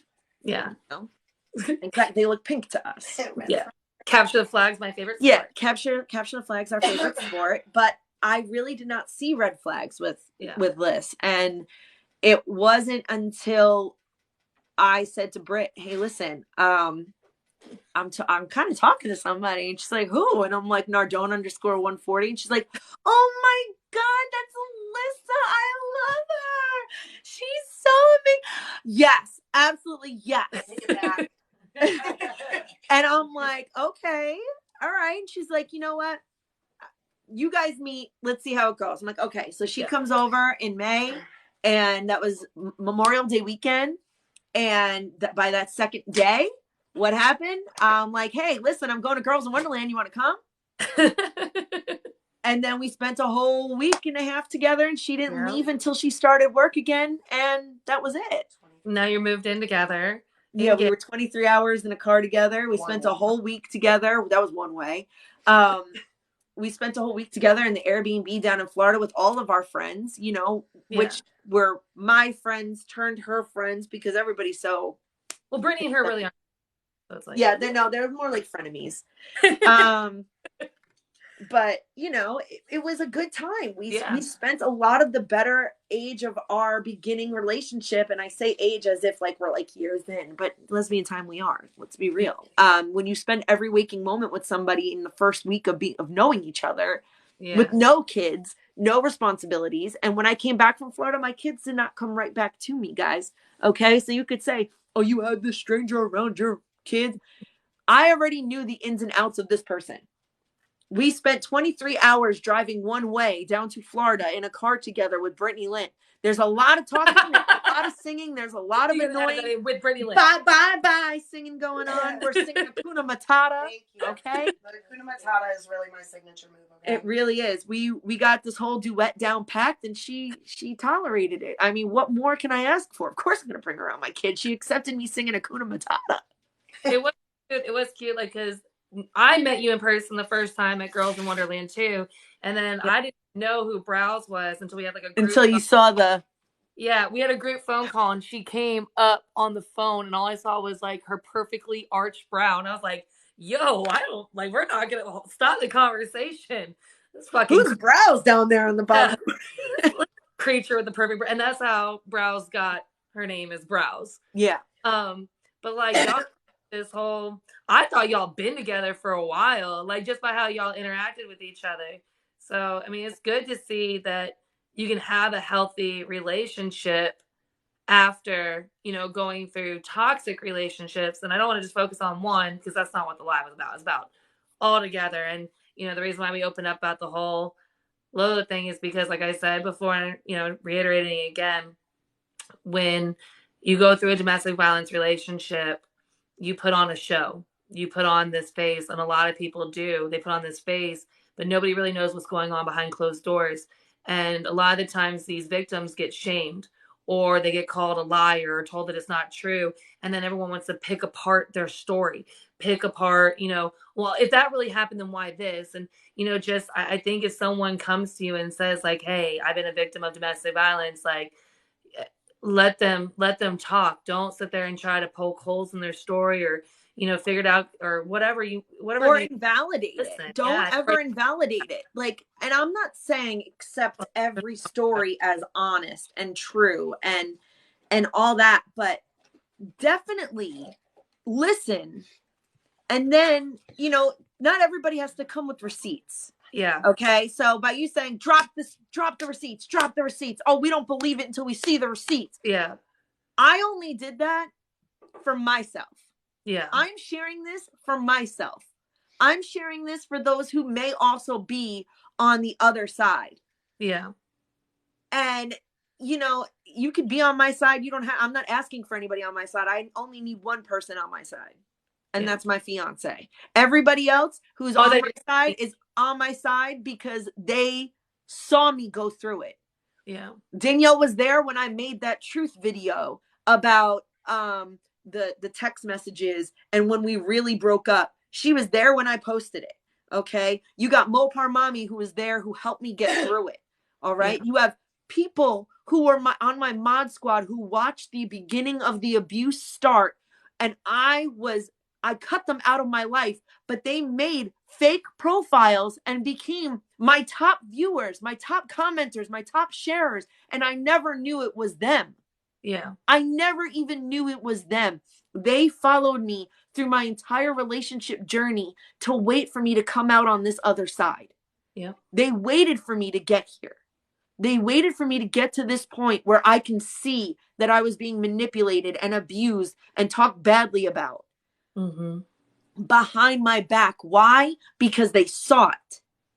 All these people that are in my life now saw it. Okay? So you don't have to be on my side. I don't need anybody on my side. I got the people on my side that are on my side, and not because I convinced them to be, because they watched me go through it. So I don't care. I don't care. I don't want to hurt anybody's livelihood. I don't want to hurt anybody's platform. I don't want to hurt anybody's life, but it's not fair that I live in silence because of what? I've lived with this for 2 years. The first time she put her hands on me was February 13th of 2021. I know the day. It was the day before Valentine's Day. And I woke up to nothing but regret and worry of her leaving and me having nothing, because that's what I was told I was going to be, because she gave me my platform. And that's what a lot of abusers do. They try to silence people. I mean, bye, Felicia. Anyone in here that's gone through domestic violence, and when you leave, they try to silence you. Domestic violence doesn't end when you walk out the door or when the relationship ends. It continues on. Even after you leave, you're still surviving after you leave, and they try to silence you. Alyssa, this is a live about domestic violence. Or they try to shame you, and they try to make you look like the bad person. They do all these things to you, and you're just trying to survive. And I think it's important that once you get your voice back, your voice is so powerful. Once you get your voice back, have your voice, but do it in a safe way. I literally have my fiance right here who has been waiting for me to drop these receipts. Waiting.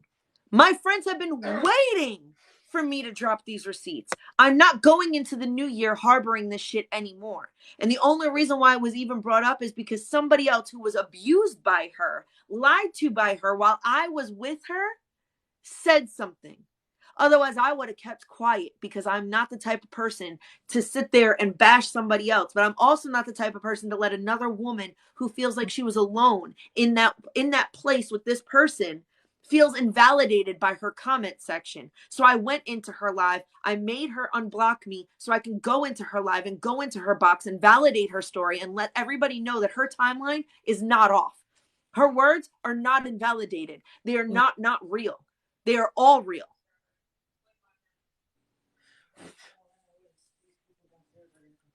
Yes, I think it's always important, like, you know, when someone speaks out, and guys, I'm sorry, I see that you guys are saying that this live isn't about her. Yes, it is. Like, this is just, that was one part of Cheryl's story. Before we got to that, we had 200-300 people in here, and we talked about a lot before that. It wasn't all just about that, guys, and I don't want it to keep going back to that. You know what I mean? It's just very, very important, I think, to show that, even like I keep saying it, when someone's going through domestic violence, they put on a show, they hide it, they put on this big smile, and like, you know, you don't know what people are going through behind closed doors. You know what I mean? And it's great that now you have a healthy relationship, that you're able to have that communication with your children. I brought it back to that because, you know, I asked you about if you had that conversation with your mom and you didn't. I'm so proud of you for breaking that cycle with your kids. I know when they get older and they're able to have more mature conversation, I hope that you give it to them a little bit more mature. Like I've done with my daughter. She's almost 16 now. But my son is he's a lot littler, so we don't talk about it. Right. So I think it's great that you broke that cycle that you never got from your mom, and now you're giving to your kids. I think that's very amazing of you to do that. And I don't think that it's fair to continuously have that cycle of abuse go on. Yeah. You can't allow it to go on.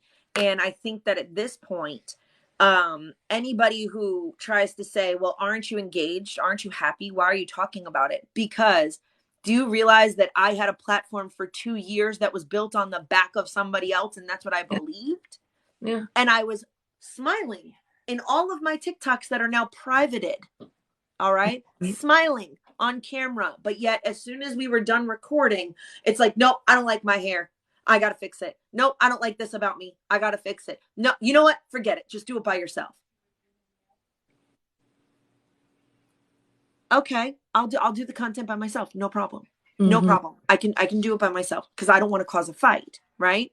Then we get on live, because that's when you would post content, then you go live and boost your views. So then we would go live, and now I'm sitting in the back quiet because I'm scared to say the wrong thing. And I'm not scared because I think she's going to put her hands on me again, which always is a thing.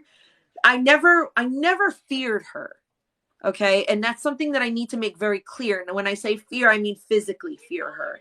I did not physically fear her, because even though she did put her hands on me, you heard the recording, she did slap me. I definitely was not scared that she was going to do it again. I've been abused before. I've been kicked. I've been punched. I've been thrown through walls. I'm not scared of physical abuse. I'm scared of the fight escalating to even get to that point. I don't want the screaming match even. The screaming is what scares me more. The screaming is what shuts me down. So that, I think, is also very important to know, that when you see somebody who may not be physically abused, mental and emotional and financial abuse is a huge thing. Yes. And that is also domestic violence as well. How do you deal with now being in a healthy relationship? I'm sure, like, you know, you and Browse are normal people. How do you like, you know what I mean? Like, if she does something that pisses you off, or she gets mad at you, like, how do you deal with that? Because I'm sure that you're not yelling at each other. No, we don't yell at all. And I think that I probably aggravate her more with how strong minded I am. And when I say strong minded, I mean stubborn as a mule. I don't, what I believe is what I believe. You're never going to prove me wrong. I'm right. Even when I am wrong, I could have been right. So I'm still right. And that's just how I am. And I'm sorry. But at the end of it, I can be like, okay, well, let's agree to disagree at this point. You see it your way. I see it my way. Neither way is wrong, because that's how we feel. We validate each other's feelings. And I feel like that's where it's more grown. And it's more, there's more communication, and it's more honest communication. It's not just about talking about your feelings. It's not just about talking about your past. That's not communicating. Communicating is going through something hard and getting through it together to the other side. Even if you don't agree. So your two opinions may never match up, and that's okay. But it's finding that common ground is communication. Yeah. That's the Is communication. Browse in the background? Yeah, she's over here. Browse, can I ask you something? The Browse? Alyssa. She went back in the closet. She's back in the closet again. Remember she used to hide in the closet in the beginning of our lives, guys? Danny wants to ask you a question. Sure. So, Browse, since you know Cheryl's background, you know her past, and you know like her history and stuff, you know, and everything she's gone through, does it make you like approach things differently with her, like when it comes to like disagreements? I mean, if we do, like in the beginning, we've had like to where, you know, when you text something, it's all how like you read things, and I feel like we both have struggled with that. I still sometimes struggle with it where if I read something, I read it right away as it being, you know, being like Negative. yeah. Yeah, so you're automatically defensive. Yeah, so that's something we both had to learn. And I just did it today. It happens, but I just did it today. I was napping. Everybody was trying to call me, and she's like, "Well, everybody's trying to get in touch with you." And I'm like, "Why'd you have to say it like that? Tone it down. Like, why are you talking to me like that?" She's like, "I'm not saying it in a bad way." I'm like, "Yeah, but by you saying everybody's trying to get in touch with you is making it seem like I'm doing something wrong by not answering the phone. I was taking a nap. I'm sorry. I didn't know the plumber was here when they were supposed to be here yesterday. Like, but I'm not wrong. She's not wrong. She didn't do anything wrong by texting me. Yeah. I didn't do anything wrong by taking a nap." Yeah. So like would you say like knowing that you're with someone that has been in domestic violence situations that like you definitely have to have communication, like calm communication? I mean, at the same time, I've been through it myself. Mm-hmm. So, and you know, some people would look at me like, okay, you're the dom, so you'd be the one that has physically. No, it was the other way around. So I've been in that situation and I know what it's like. So it's calming. It's kind of calming knowing that she understands it hands on herself. Yeah. So, I mean, honestly, I'm just doing what I can to help her know that I would never do what has been done to her. Oh, and like if we are like play fighting or anything, and I'm like, "Ow, you hurt." She's like, "You know, I would never really hurt you, right?" And I'm like, "Okay, yes, I know you would never really hurt me. I know that. Yeah. I get it. Like, Yeah. but there's that always that reassurance that she gives, and I try to do the same for her because she doesn't always get or never always got, never ever got any type of verbal validation from her partners. So I always try to make sure that I'm giving those words of affirmation and speaking to what really speaks to her to let her know that I actually care about her. And I think that by understanding your partner and getting into a new relationship after being in an abusive one or them being in an abusive one and understanding what really makes them happy or what really makes them tick or what makes them responsive to positive reinforcement in a relationship makes for better communication.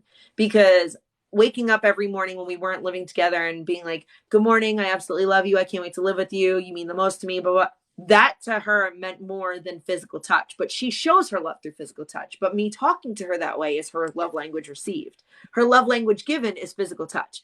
Yeah. Mine isn't. Mine's words of affirmation. So by me giving those words of affirmation, I feel like I'm loving her the right way. Yeah. And knowing those things back and forth, I think are they're just foundations for a healthy relationship all the way around. Yeah. Do you guys think it works so well because, you know, within the first day, or I know you told me about the first time you kind of hung out with her and stuff like that, you guys literally were pretty much naked with your clothes on, is how I like to say it. You know what I mean? Completely bared it all. Yeah. Do you think that really do you think that helped? Because I know me. She was so like I've hid it. I hide it because I feel like if I tell somebody what I've gone through, it's gonna scare them away because it's a lot. You know what I mean? Yeah. But like hearing you just be like, "Oh, I fucking dumped it out on day 2," I'm like, shook it because I don't do that. You know what I mean? So I'm like, shook it. But like, do you think it worked for y'all? I think it only did because we were both so ready to receive love from somebody genuine. And I think that's the only time that it would have been done right. Yeah. If I was not in a healed emotional place and she was not in her healed emotional place and we were both not ready to receive that from the person, it would not have worked out okay. the first day that we spent together was when she came to my parents' house. I was house sitting, and we literally stayed up all night talking until you guys know she can't stay up until she couldn't stay up anymore. But she did. She stayed up to almost 3 a.m. and she did. And she didn't try to fuck her, nothing. Oh. No, like even like when we were laying down, she was like, you can cuddle me. And I'm just like, I'm trying to be so respectful and I don't want her to feel like and I'm trying to be a little bit of a hoe. But I was like, you can come and like sit next to me. Like, I'm not gonna bite unless you want me to. Like that corny ass shit. But that's what it was. And that feeling of respect, I was like, I don't want to be respected. I want you to disrespect me sexually, please. But at the same token, it was like the next morning when we woke up and we spent the whole next day together, it was like, I'm already with my best friend. Like, I just spent an entire night with somebody who I am physically attracted to, who I'm emotionally and mentally attracted to at this point after spending 24 hours together and literally talking about from the time that we came out of the womb until we're now 30 and 37 years old. Like, I'm with my best friend. Like, let's just spend the day together. Like, what are we doing now? You want to go to Florida? If you're not going, oh no. She said I have to go for my hair appointment, so I went with her there, and I did. She was like, "Here's my keys. You can go get Dunkin' if you want." And I came back and I sat when I watched her. Red flag. I should have seen it. She's trying to take my car. Don't get. Oh God. No, don't get.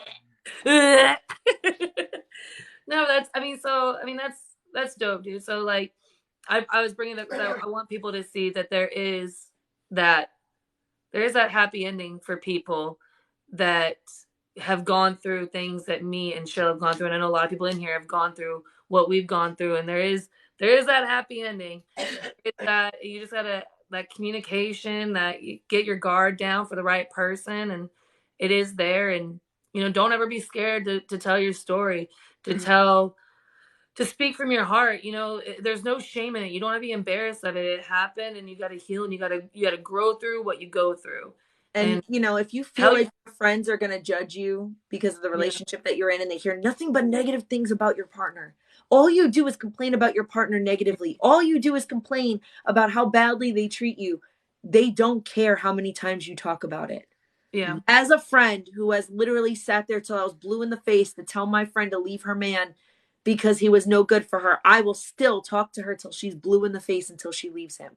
I don't care. I will repeat myself. I will say that he's no good. I will say that he's no good for her, that she needs to go. I will say it over and over again. And when you leave them, you will never get the I told you so. No. For months and months and months now. I know. She did.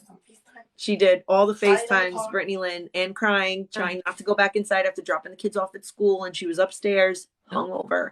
But at the same token, it's like, you don't get the I told you so that you think you're going to get. Talk to your friends. Don't suffer in silence. Don't wait until something really bad happens to say something and to call the cops. Jenny knew what was going on before she got there, but she also knew that it was going to happen again. She knew that if I text her at 5 a.m, at 5:27, 26 a.m, and she's there but before 6:01, because we were having a conversation. That's just when I started recording. At 6:01 a.m, she was there. She was there. She was making sure I was okay. She was making sure my kids stayed in bed and stayed asleep, and was making sure that we were all safe. Your friends will always be there for you. Do not suffer in silence with it. Don't. Yep.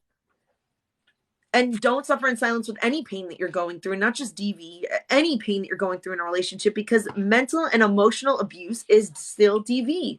You may not have the marks, but you have the triggers. I would take a physical over emotional any day. And that's coming from someone I went through both of it. And the mental, the emotional, that the scars on the inside, and just I didn't look at myself in the mirror the same way that I did before. And I'm still working on it now. But that emotional and mental is hell. And don't ever, and I saw a lot of people in the comments, I didn't want to address it, but I'm going to right now. Don't ever let someone say, well, why are you talking about it now? It is my truth, my story, my pain, my healing. You don't get to dictate my timeline on how long or when I should do it or when I should not do it. If I want to do it today, I'm going to do it today. If I want to do it in 10 years, I'm going to do it in 10 years because that is my healing. That is my story. That is what's for me. You don't get to dictate how you hurt me and how long I'm allowed to be hurt for. I can be hurt for as long as I want to be hurt. And we both, as adults in a healthy relationship, know that we can talk about our exes. We could talk about the abuse that we went through. We could talk about the trauma that we've been through. We could even talk about times that we didn't have trauma and it wasn't bad, and not be like, oh my God, why are you talking about your ex again? Oh my God, why are you talking about this? Like, isn't that when you were with so-and-so? We might joke about it and be like, that's a time we don't talk about. Yeah. But we do, because that's what made us what we are now, that you're able to love. Yeah. So without going through that and without going through those pieces of my history with her, you're not going to get the full me. No. If I would have never told her about what I had been through and just been like, yeah, we just ended, she would have never understood what I needed in order to feel secure in my relationship. Does she need to share her location with me? No. Does she need to tell me everything that she's doing when she's in her phone? No. Do I ask? No. Do I look over? Sometimes, because I'm toxic. Yeah. But like, she does the same thing. My phone goes off at a random time. She's like, who's that? And it's not because she doesn't trust me. Yeah. It's just because of what we've been through. You're okay with asking, and you're okay with telling, because dirty Q-tip, leave my ring light alone. Oh, you smell like poop. I think I immediately looked at the cat's butthole. That's me.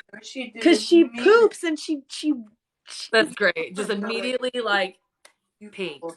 But I get what you're saying. Like, I think our traumas are a big part of who we are. It's like the iceberg. People only see that tip. There's so much underneath the water that's there, and our traumas are a big part of that. Our traumas are a big part of that, and the way we respond to it.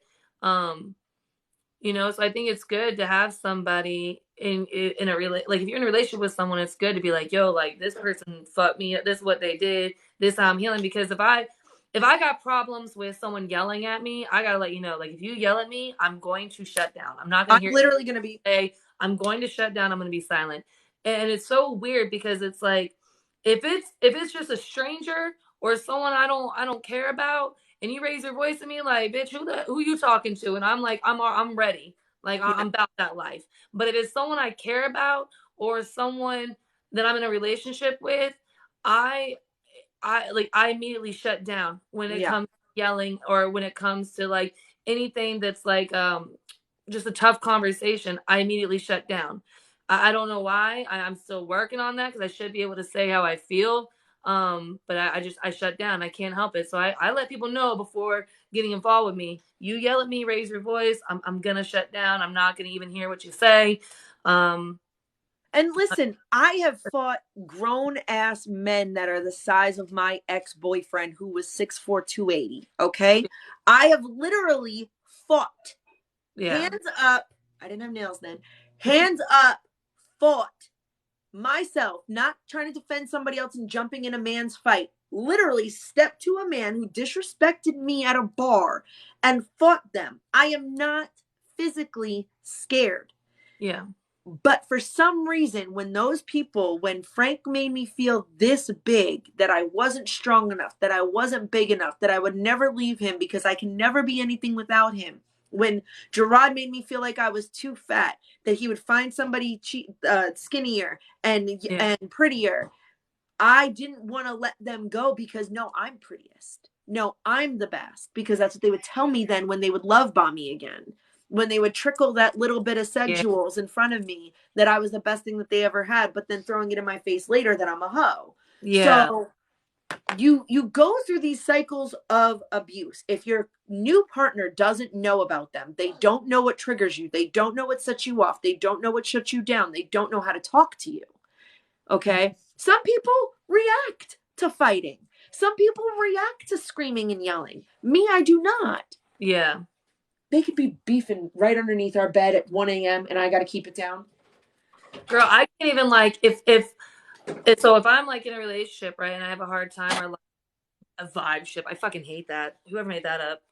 Yeah. So because we were just vibing. If something bothers me, right? Like I will just hold it in or push it under the rug. I won't even say something bothers me, and I'm just like, oh, I'll get over it. You know what I mean? I'll get over it, and I don't even say like, and it's just that's me, and that's who I am. Like I'm not gonna yell at you. I will in every relationship I've been in. I don't call them names. I don't yell. I don't scream or anything like that. I literally, dude, I'm a sensitive thug for real. Gosh, I feel crybaby thug. I be crying. Listen, I'm gonna have a little cry about it, but then I'm gonna thug it out. I'm gonna cry about it when I leave you. I'm gonna cry about it when I go in the shower at the end of the night. I'm gonna cry about it when I get in my car to drive my kids to school. I'm gonna cry about it on FaceTime with Brittany Lynn. I'm gonna cry about it when when I gotta call somebody to help get my kids to and from school because I'm stuck at work and Frank is the only one that used to pick them up. Yeah. You're going to find an outlet. You're going to find a way to get that out. You can't allow that to hinder you from moving forward. Yeah. And I'm trying. Like if something bothers me, I try. So I am trying more now. It's gonna take me a while. It makes me so uncomfortable. It makes me feel like literally sick to my stomach. Like if someone does something I don't like, instead of me saying I don't like it, I'll just you know what I mean? And I think I say I don't like things too much. No, I don't. I think I'm too open with it.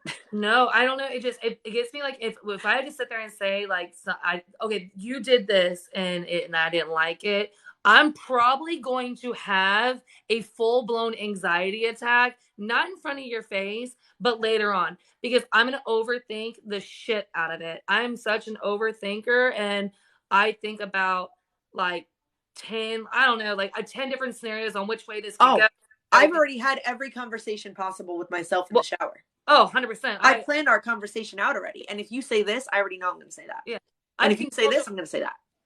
Like, yeah. All 17 personalities, we've all consulted. Yes. But I don't know. I don't, it's how I am. And I don't know, you know what you're doing your best. I am. Exactly. I do try my best. So listen, if I get with somebody, I'm going to need y'all. Or y'all, I say y'all, like I'm out here being a player. I just need some patience, understanding. Yeah, I'm not gonna tell you if something bothers me. I'm just gonna hold it in and I'm gonna overthink it. And I need the reassurance that I've always been told, like basically what I feel is wrong, what I feel is stupid. And any other time that I would open up and say, even as a kid, that I didn't like that something was bothering me, or like I didn't like when you did this, it always majority of the time kind of turned violent for me. Yeah. And so it was like, was it worth this, just by saying that I didn't like that you were, see, I'm a sensitive thug, I can't help it, guys, I'm sorry.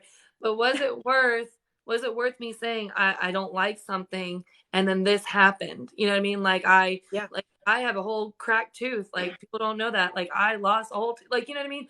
Like, was it worth because I could have just sucked it up. It was just a text message. What do I care about the text message? You know what I mean? Like I shouldn't care. Now, no, because what they do is my narcissistic video that I made of me when I was outside and I take the phone to check the weather. That is a real life scenario that I went through with Frank. That is something that I seriously went through with Frank. Yeah. And that was constant. It was constant. And it was, well, why are you looking in my phone? I wasn't. I was just checking the weather and the message came up from somebody who you said you blocked. Yeah. So here we go with me confronting the problem and me being strong enough to do so, even after everything that I just went through with my past relationships. I'm strong enough to now say, I don't like it when you do this. Mm-hmm. But now it's a conversation. Okay, well, then I don't like it when you do this. Okay, I can accept that. All right, I know. Okay, I know I can be like that. But now, later on, when heights or emotions have reached heights, well, that's why you fucking blah, blah, blah. And that's why I'm going to find somebody. And that's why I'm going to leave you. And you know what? I'm gone. You do you. I'm going to do me. well, that's not what I wanted. I just wanted to say what I didn't. I just didn't like the way you tied your shoes because look at how they untied themselves again. Yeah. Like something so small turns into this huge fight where now I'm the villain when all I did was try to speak up. Yeah. So don't ever be scared because saying something to the right person won't throw them over the edge, won't send I know. them a tizzy. I'm working on it. I'm getting there. I'll eventually get there, but it's a lot. I'm better. I've done a lot better than what It's I was. almost like you'll be like, well, I really didn't like that you said that to me the other night. Oh, I'm so sorry. And you see how they respond to that, right? Then you start with something a little deeper. I really didn't like that this happened. Oh, you didn't like when I did that, huh? Well, I don't like it when you do this. Oh shit. Okay, so that's my border. That's my limit. Yeah. Now I've reached my limit. Now I'm not going to talk about anything else I don't like. Oh, thank you. Continue talking about the things that you don't like. Continue speaking up for yourself. And if you don't have that strength to speak up for yourself, speak to your friends about it and let them be your backbone. Let them be your strength and let them know that you're not alone. Because your friends will always let you know that you are not alone. Yeah. Oh, like I can have conversation with my friends, and there's not gonna get into that, but I'm getting better. I'm getting better about it. But I'll eventually. And I know probably some of y'all have seen certain situations I do shut down, and it's not that I mean to, and I wish I could do things a little differently, but I'll be like, and it's like I'm almost froze. You know what I mean? And it's the same with the last argument that I had the last argument I had was over something so stupid. It was over parking. Mm-hmm. And when I was in my room and I was sitting on my bed and I literally just sat my food down and I just stayed quiet and I shut down. I didn't say anything. I just sat there and just stared blankly at my bed while I was getting berated again over and over and over. And it's just something I tend to do now. I shut down and I don't mean to, but I do. I shut down and I don't realize that I shut down. It's like I want to speak and I want to say something and I can hear myself and I know this is what I should say and this is what I should do, but it's like the words just will not come out. And I think that's why I'm so scared to get into any relationship, because it's like, what, I don't want to get back there and I don't want to shut down and everything like that. I don't know. I'm just scared, to be honest with you, but it's okay. Yeah. And it's okay to be scared. It's okay to be nervous. That's why I held on to so much for so long and I didn't talk about it. Yeah. And this live started off as a DV live. Danielle hosts a sweet tea every Thursday. Every Thursday, she's going to have somebody else on talking about something real that everybody can relate to. And if you can't relate to it, you know somebody who can. This one was about DV. This one started off with my childhood trauma, my parents, and it went into my first real relationship, went into my second relationship. My marriage was not a DV situation. Me and him just did not work out. Then it went on to my next relationship. Then it went on to Lolo. So if you're just tuning in and you've already been muted, you're probably still able to listen. If you're not able to listen, I'm sorry. You'll catch the screen recording, I'm sure, from somebody. But what I need you to know is that just because I'm talking about it is not me still talking about my ex. Just because somebody says that I'm lying is the reason why I never said anything.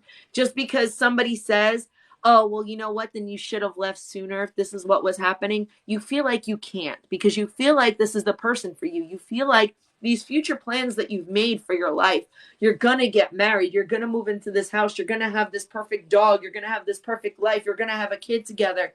All these perfections that you guys have planned together, you don't want to let those things go. Yeah. And just because you have children with somebody does not mean you have to stay with them. Do not stay in a violent situation, whether it's emotional, physical, mental, financial, just because you have children with somebody. Okay? I see a lot of people saying, well, I'm pregnant, I can't leave. Yes, you can. Oh, I said the same thing when I was pregnant. I was like, I'm stuck now. I thought I was stuck forever. And then, I had my baby, and then he used my son against me and would critique everything that I did, and that I was a worthless parent, and thank God he's here. And if I ever tried to leave, that I would have to leave my son as well, and that he would take my kid from me. And he already made me feel this so small. And I used to used to make a joke, and then it was serious. It was like, I know if I leave that he'll kill me. And I truly felt that deep down in my soul that he would. And I truly thought that he would take my kid from me, and he tried. Lord, did he try. But I fought, and I finally fought, and it was a long fight, but I fought, and I have my kid, and it was very hard with co-parenting. It's very, very hard. Yeah. But it's just no contact whatsoever. It's no contact. And I am worried, and I am glad that I left, because like I said in the beginning, children that grow up in domestic violence situations are are more likely to become that. And I would look at I don't want my daughter to be me yeah. I don't want at 30. I don't want my daughter to be me at 15. I don't want my daughter to be me at 8. Okay? And we don't want that for our children. Staying is harder than leaving. Staying is harder than I'm going to say it again. Yeah. Staying is harder than leaving. Yes. And the reason why is because you are setting yourself up for a lifelong of abuse. And unless the situation changes, some people do change, but your situation will not. And sometimes a person is just there. A person is not toxic; they're just toxic with that person. I truly believe that. Yes. Hold on, but this is not a reflection of bad people. This is a reflection of bad situations. To answer your question, yes, I do have that worry, but I also, my worry is that he'll grow up and he'll learn the truth, and he won't look at his dad the same way anymore. And I don't want that for him, because I feel that just because he was horrible to me doesn't mean he's horrible to my son. And I don't want my son to ever look at him differently. You know what I mean? I would carry that burden for the rest of my life if it meant my son doesn't ever have to hurt because of decisions that happen between our relationship. But I know that karma does come back around, and maybe that is my ex's karma. Mm-hmm. But I just hope my son doesn't ever have to feel that feeling of knowing that his dad isn't the Superman that he thinks he is, you know? Yeah. Yeah. And you know what? I'm getting the feeling that a lot of people are feeling more stuck than they're feeling like they can leave. And it's harder to stay than it is to leave. You have so many more resources to you, whether you are a mother or not, whether you are married or not, whether you are in a same-sex relationship or a heterosexual relationship or a pansexual. Doesn't matter who it is, where it is, how many kids you have. If you're pregnant, it is harder to stay than it is to leave. You are able to leave. Yes. And if they say they're going to take their children from you, let them go down trying. So many resources out there, but they're not talked about as widely because they have to protect the people that are using those resources. A lot of DV shelters and DV places, they are very discreet and hidden. You wouldn't even know that they were there until you need it. But you can local churches are a great place to start. Google the domestic violence hotline. They can get you in contact with where you need to go. Also, 211 from your phone is for social services. That'll get you in contact with someone local in your area.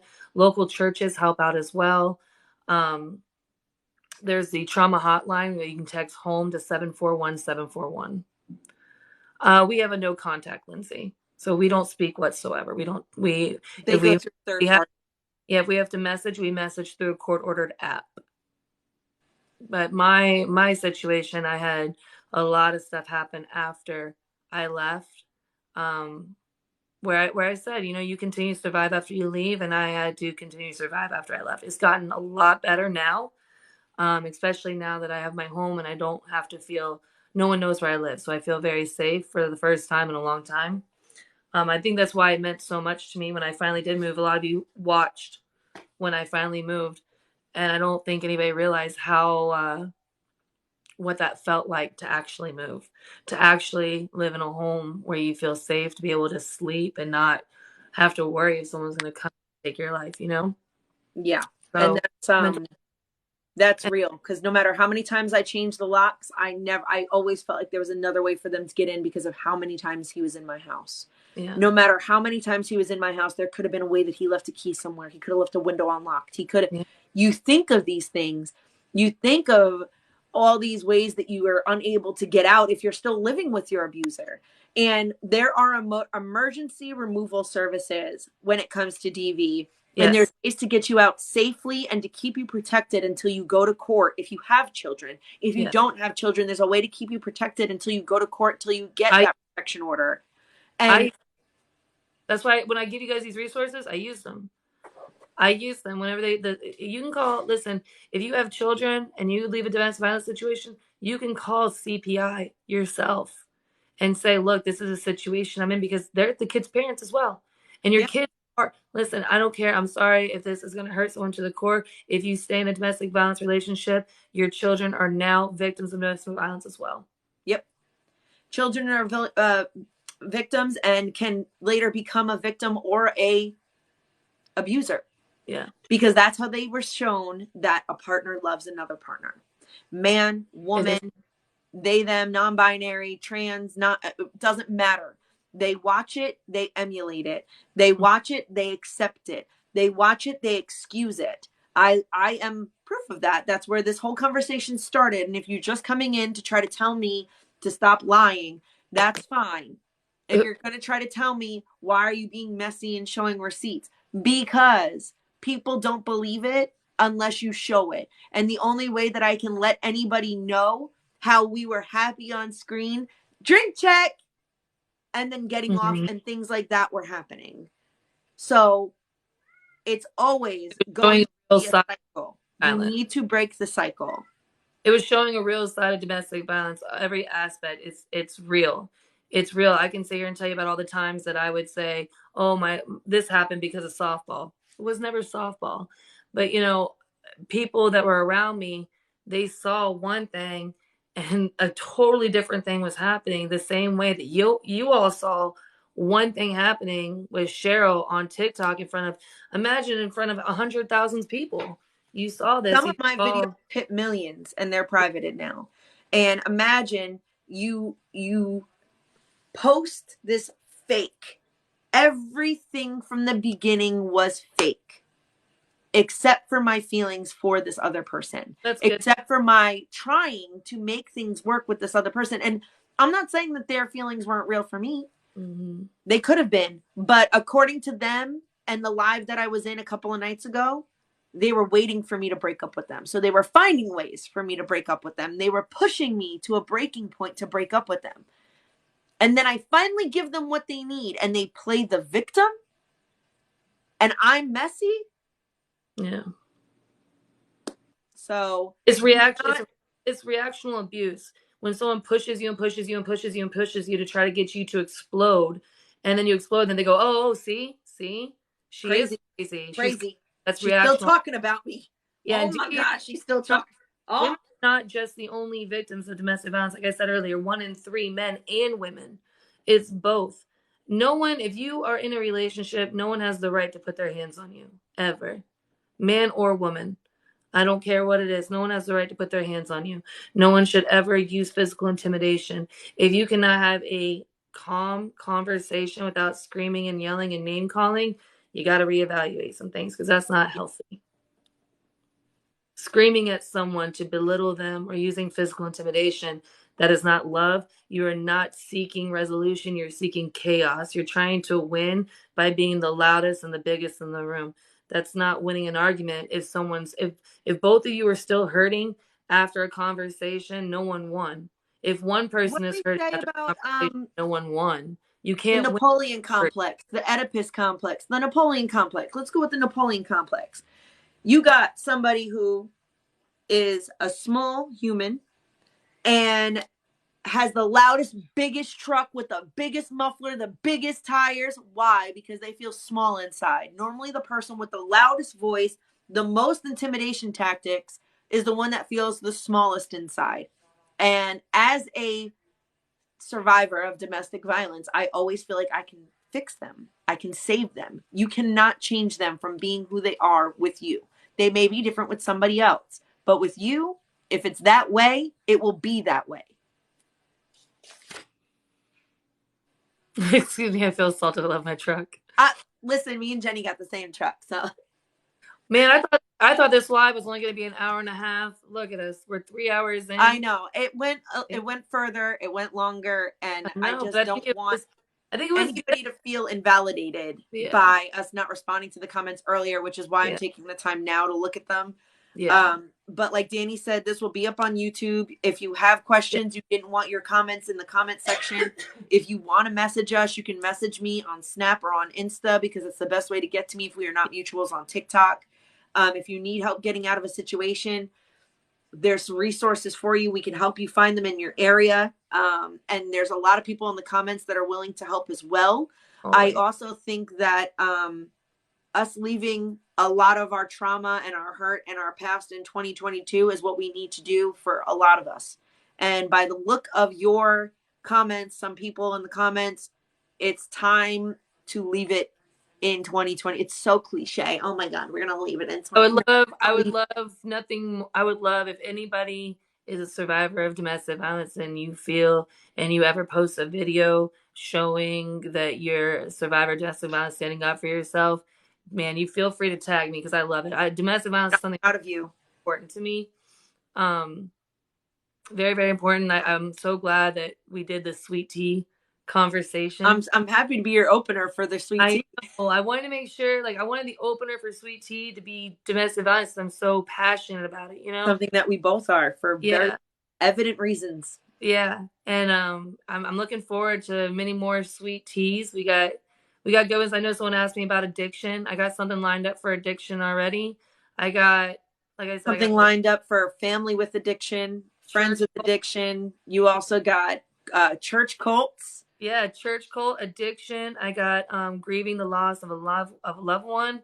I got weight loss. I got body positivity, body shaming, you know, and that goes for both sides. If someone's too big or someone's too small kind of thing, I think it goes for both. So I got a whole bunch lined up. I'm gonna keep them going until, I don't know, so they can't go anymore. But yeah, alcoholism, addiction. Yep. I even got on YouTube someone coming on that was in prison, and they're going to talk about, you know, their time in prison for 20 and a half years. We weren't ignoring them. We were having a conversation, and like we're very squirrel, you know, we get very distracted. Alyssa was trying to just signal to me something small, and I'm like, what? Yeah, I you know, and I tried to say at the beginning, I even said, you know, when I was doing my makeup live, I can't, we're not going to be doing Q&As in the comments, just because I want to keep it kind of same across the board for everybody. And not everybody's going to be as open as Sheryl. And they're going to be open with, you know, certain parts, but not want to answer questions. And answering questions is a little hard, especially when you're talking about something. I don't know if you guys notice, like when I'm talking, I kind of look away from the comments, because if I don't, it's going to catch me off guard. And then I ramble, and then I repeat myself, and it's a whole bunch.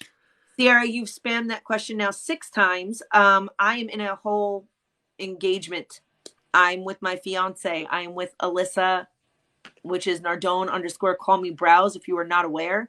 So my feelings with my ex being with somebody else, I am just happy that they are able to move on. Yeah. I have no feelings. I feel the same, dude. My ex got married the whole chick that he told me that he was not cheating on me with, that she is all kinds of different names and she's gross and he could never. And then now they got married, which, congratulations. I'm okay with it. The opposite of love is not hate, y'all. It's indifference. When you no longer cares, when they no longer hold any control over you, they no longer live in your head rent free. I no longer care. I wish nothing but the karma he deserves, but I don't wish him bad karma anymore, because bad karma to him is going to affect my son. So I just wish for him not to be in my space anymore. And I don't want him to ever have a part of my life anymore, that he's already taken so much from me. I won't let him take any more. Yeah, so it's not matter. They can move on. Let him be with someone new. And I hope and pray that he doesn't treat her the way that he treated me. No one deserves that. And that's, when Frank goes back to his wife, I would hope that he's not doing what he did to me to her. And I hope that when he was with these other women, he wasn't doing to them what he did to me. And same thing with Joe. I hope that when he got that girl pregnant that was in my bed, that he didn't treat her the same way he treated me. I don't know nothing about nobody once I break up with them, because I literally give zero fucks. What I care about is how you treated me, how I dealt with it, and how I'm living with it. Yeah. That's what I cared about. Do I care now? No. Yeah. Alyssa and I have very open conversations about our past relationships. They have no holds barred on how I am today, other than what it's made me in my relationship now. My healing is not contingent based on another person. My healing is my healing. How I move forward in my life is how I move forward in my life. That person no longer controls my life anymore. They can't dictate anything in my life. They can't dictate my healing. They can't dictate how I move forward. I will no longer allow them to ruin anything else in my life. I've let myself, and I want to make that very clear. This a lot. I was the biggest villain in my story thus far. I didn't love myself enough. I didn't stand on my own feet. I didn't do the things I needed to do to love myself. So I am the biggest villain in my story. I can't blame him for everything. I can't blame my parents. I can't blame all these other people for things that happen in my life, because I have to take accountability for it as well. And I'm big on that. I'm the biggest villain in my story thus far. So now I know I need to love myself more and make sure that the right people, that I'm accepting the right love. You know what I mean? Yeah. Every Thursday Eastern. The next one will be, I think we're doing Brittany Lynn next. Yep. Make sure you guys go to the tube of the U.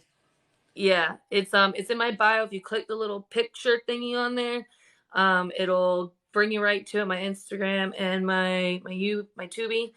I don't know if it's gonna let me upload a 3-hour video. I hope so. Oh, Vampire Catwoman, definitely. If it doesn't let me upload a 3-hour video, I'll post it in parts. Just give me a couple days. I didn't expect it to be this long, because now I can download it and do one. Yes, we are doing recovery, addiction. I would love to do a panel one where I get a couple different people from our side of TikTok, different ages, to kind of talk about the differences they went through. Maybe someone that's like in their 50s and someone that's in their 30s, someone in their early 20s, to kind of talk about the differences, because it's way different. Way different. It is. It's if you here, I'm gonna show you have to click the Instagram picture and it'll come up. Here we go. If you go to TikTok, and you click right there, it'll bring it down here, and it says, "Oh, the tube of the U." Yep, it's on there. It's on there. It is on there. You just got to click on that little picture. I think I think that was it. I think we covered everything. Sheryl, is there anything else that you would like to tell the people? No. No.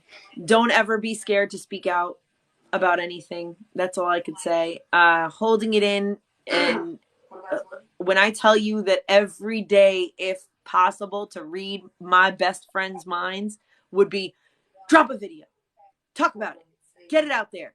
There's no reason why it shouldn't be out there. It's not fair. It's not fair. Like, it's not fair that you get to live with this. It's not fair. That's what it is. And if I could have looked at Alyssa's face more than one time during talking, I could just probably see that she was beaming with light that I finally spoke about it, and I'm no longer holding it in, because I'm sure that it's annoying.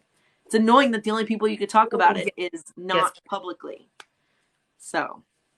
Awesome. Play my little song. Oh, this is gonna be. I'm doing this song from Sweet Cheese. Can you hear it? Yes. I love this song. I love it.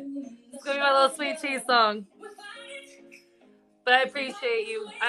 Calling here, Sheryl. I know it's probably stressful coming here and talk about it, and especially we had the trolls coming in. We knew it was gonna happen, but I appreciate it. We did good, mods. Y'all are on it. Yeah. Hey, shout out to my mods. Every single one of my mods in here, y'all killed it.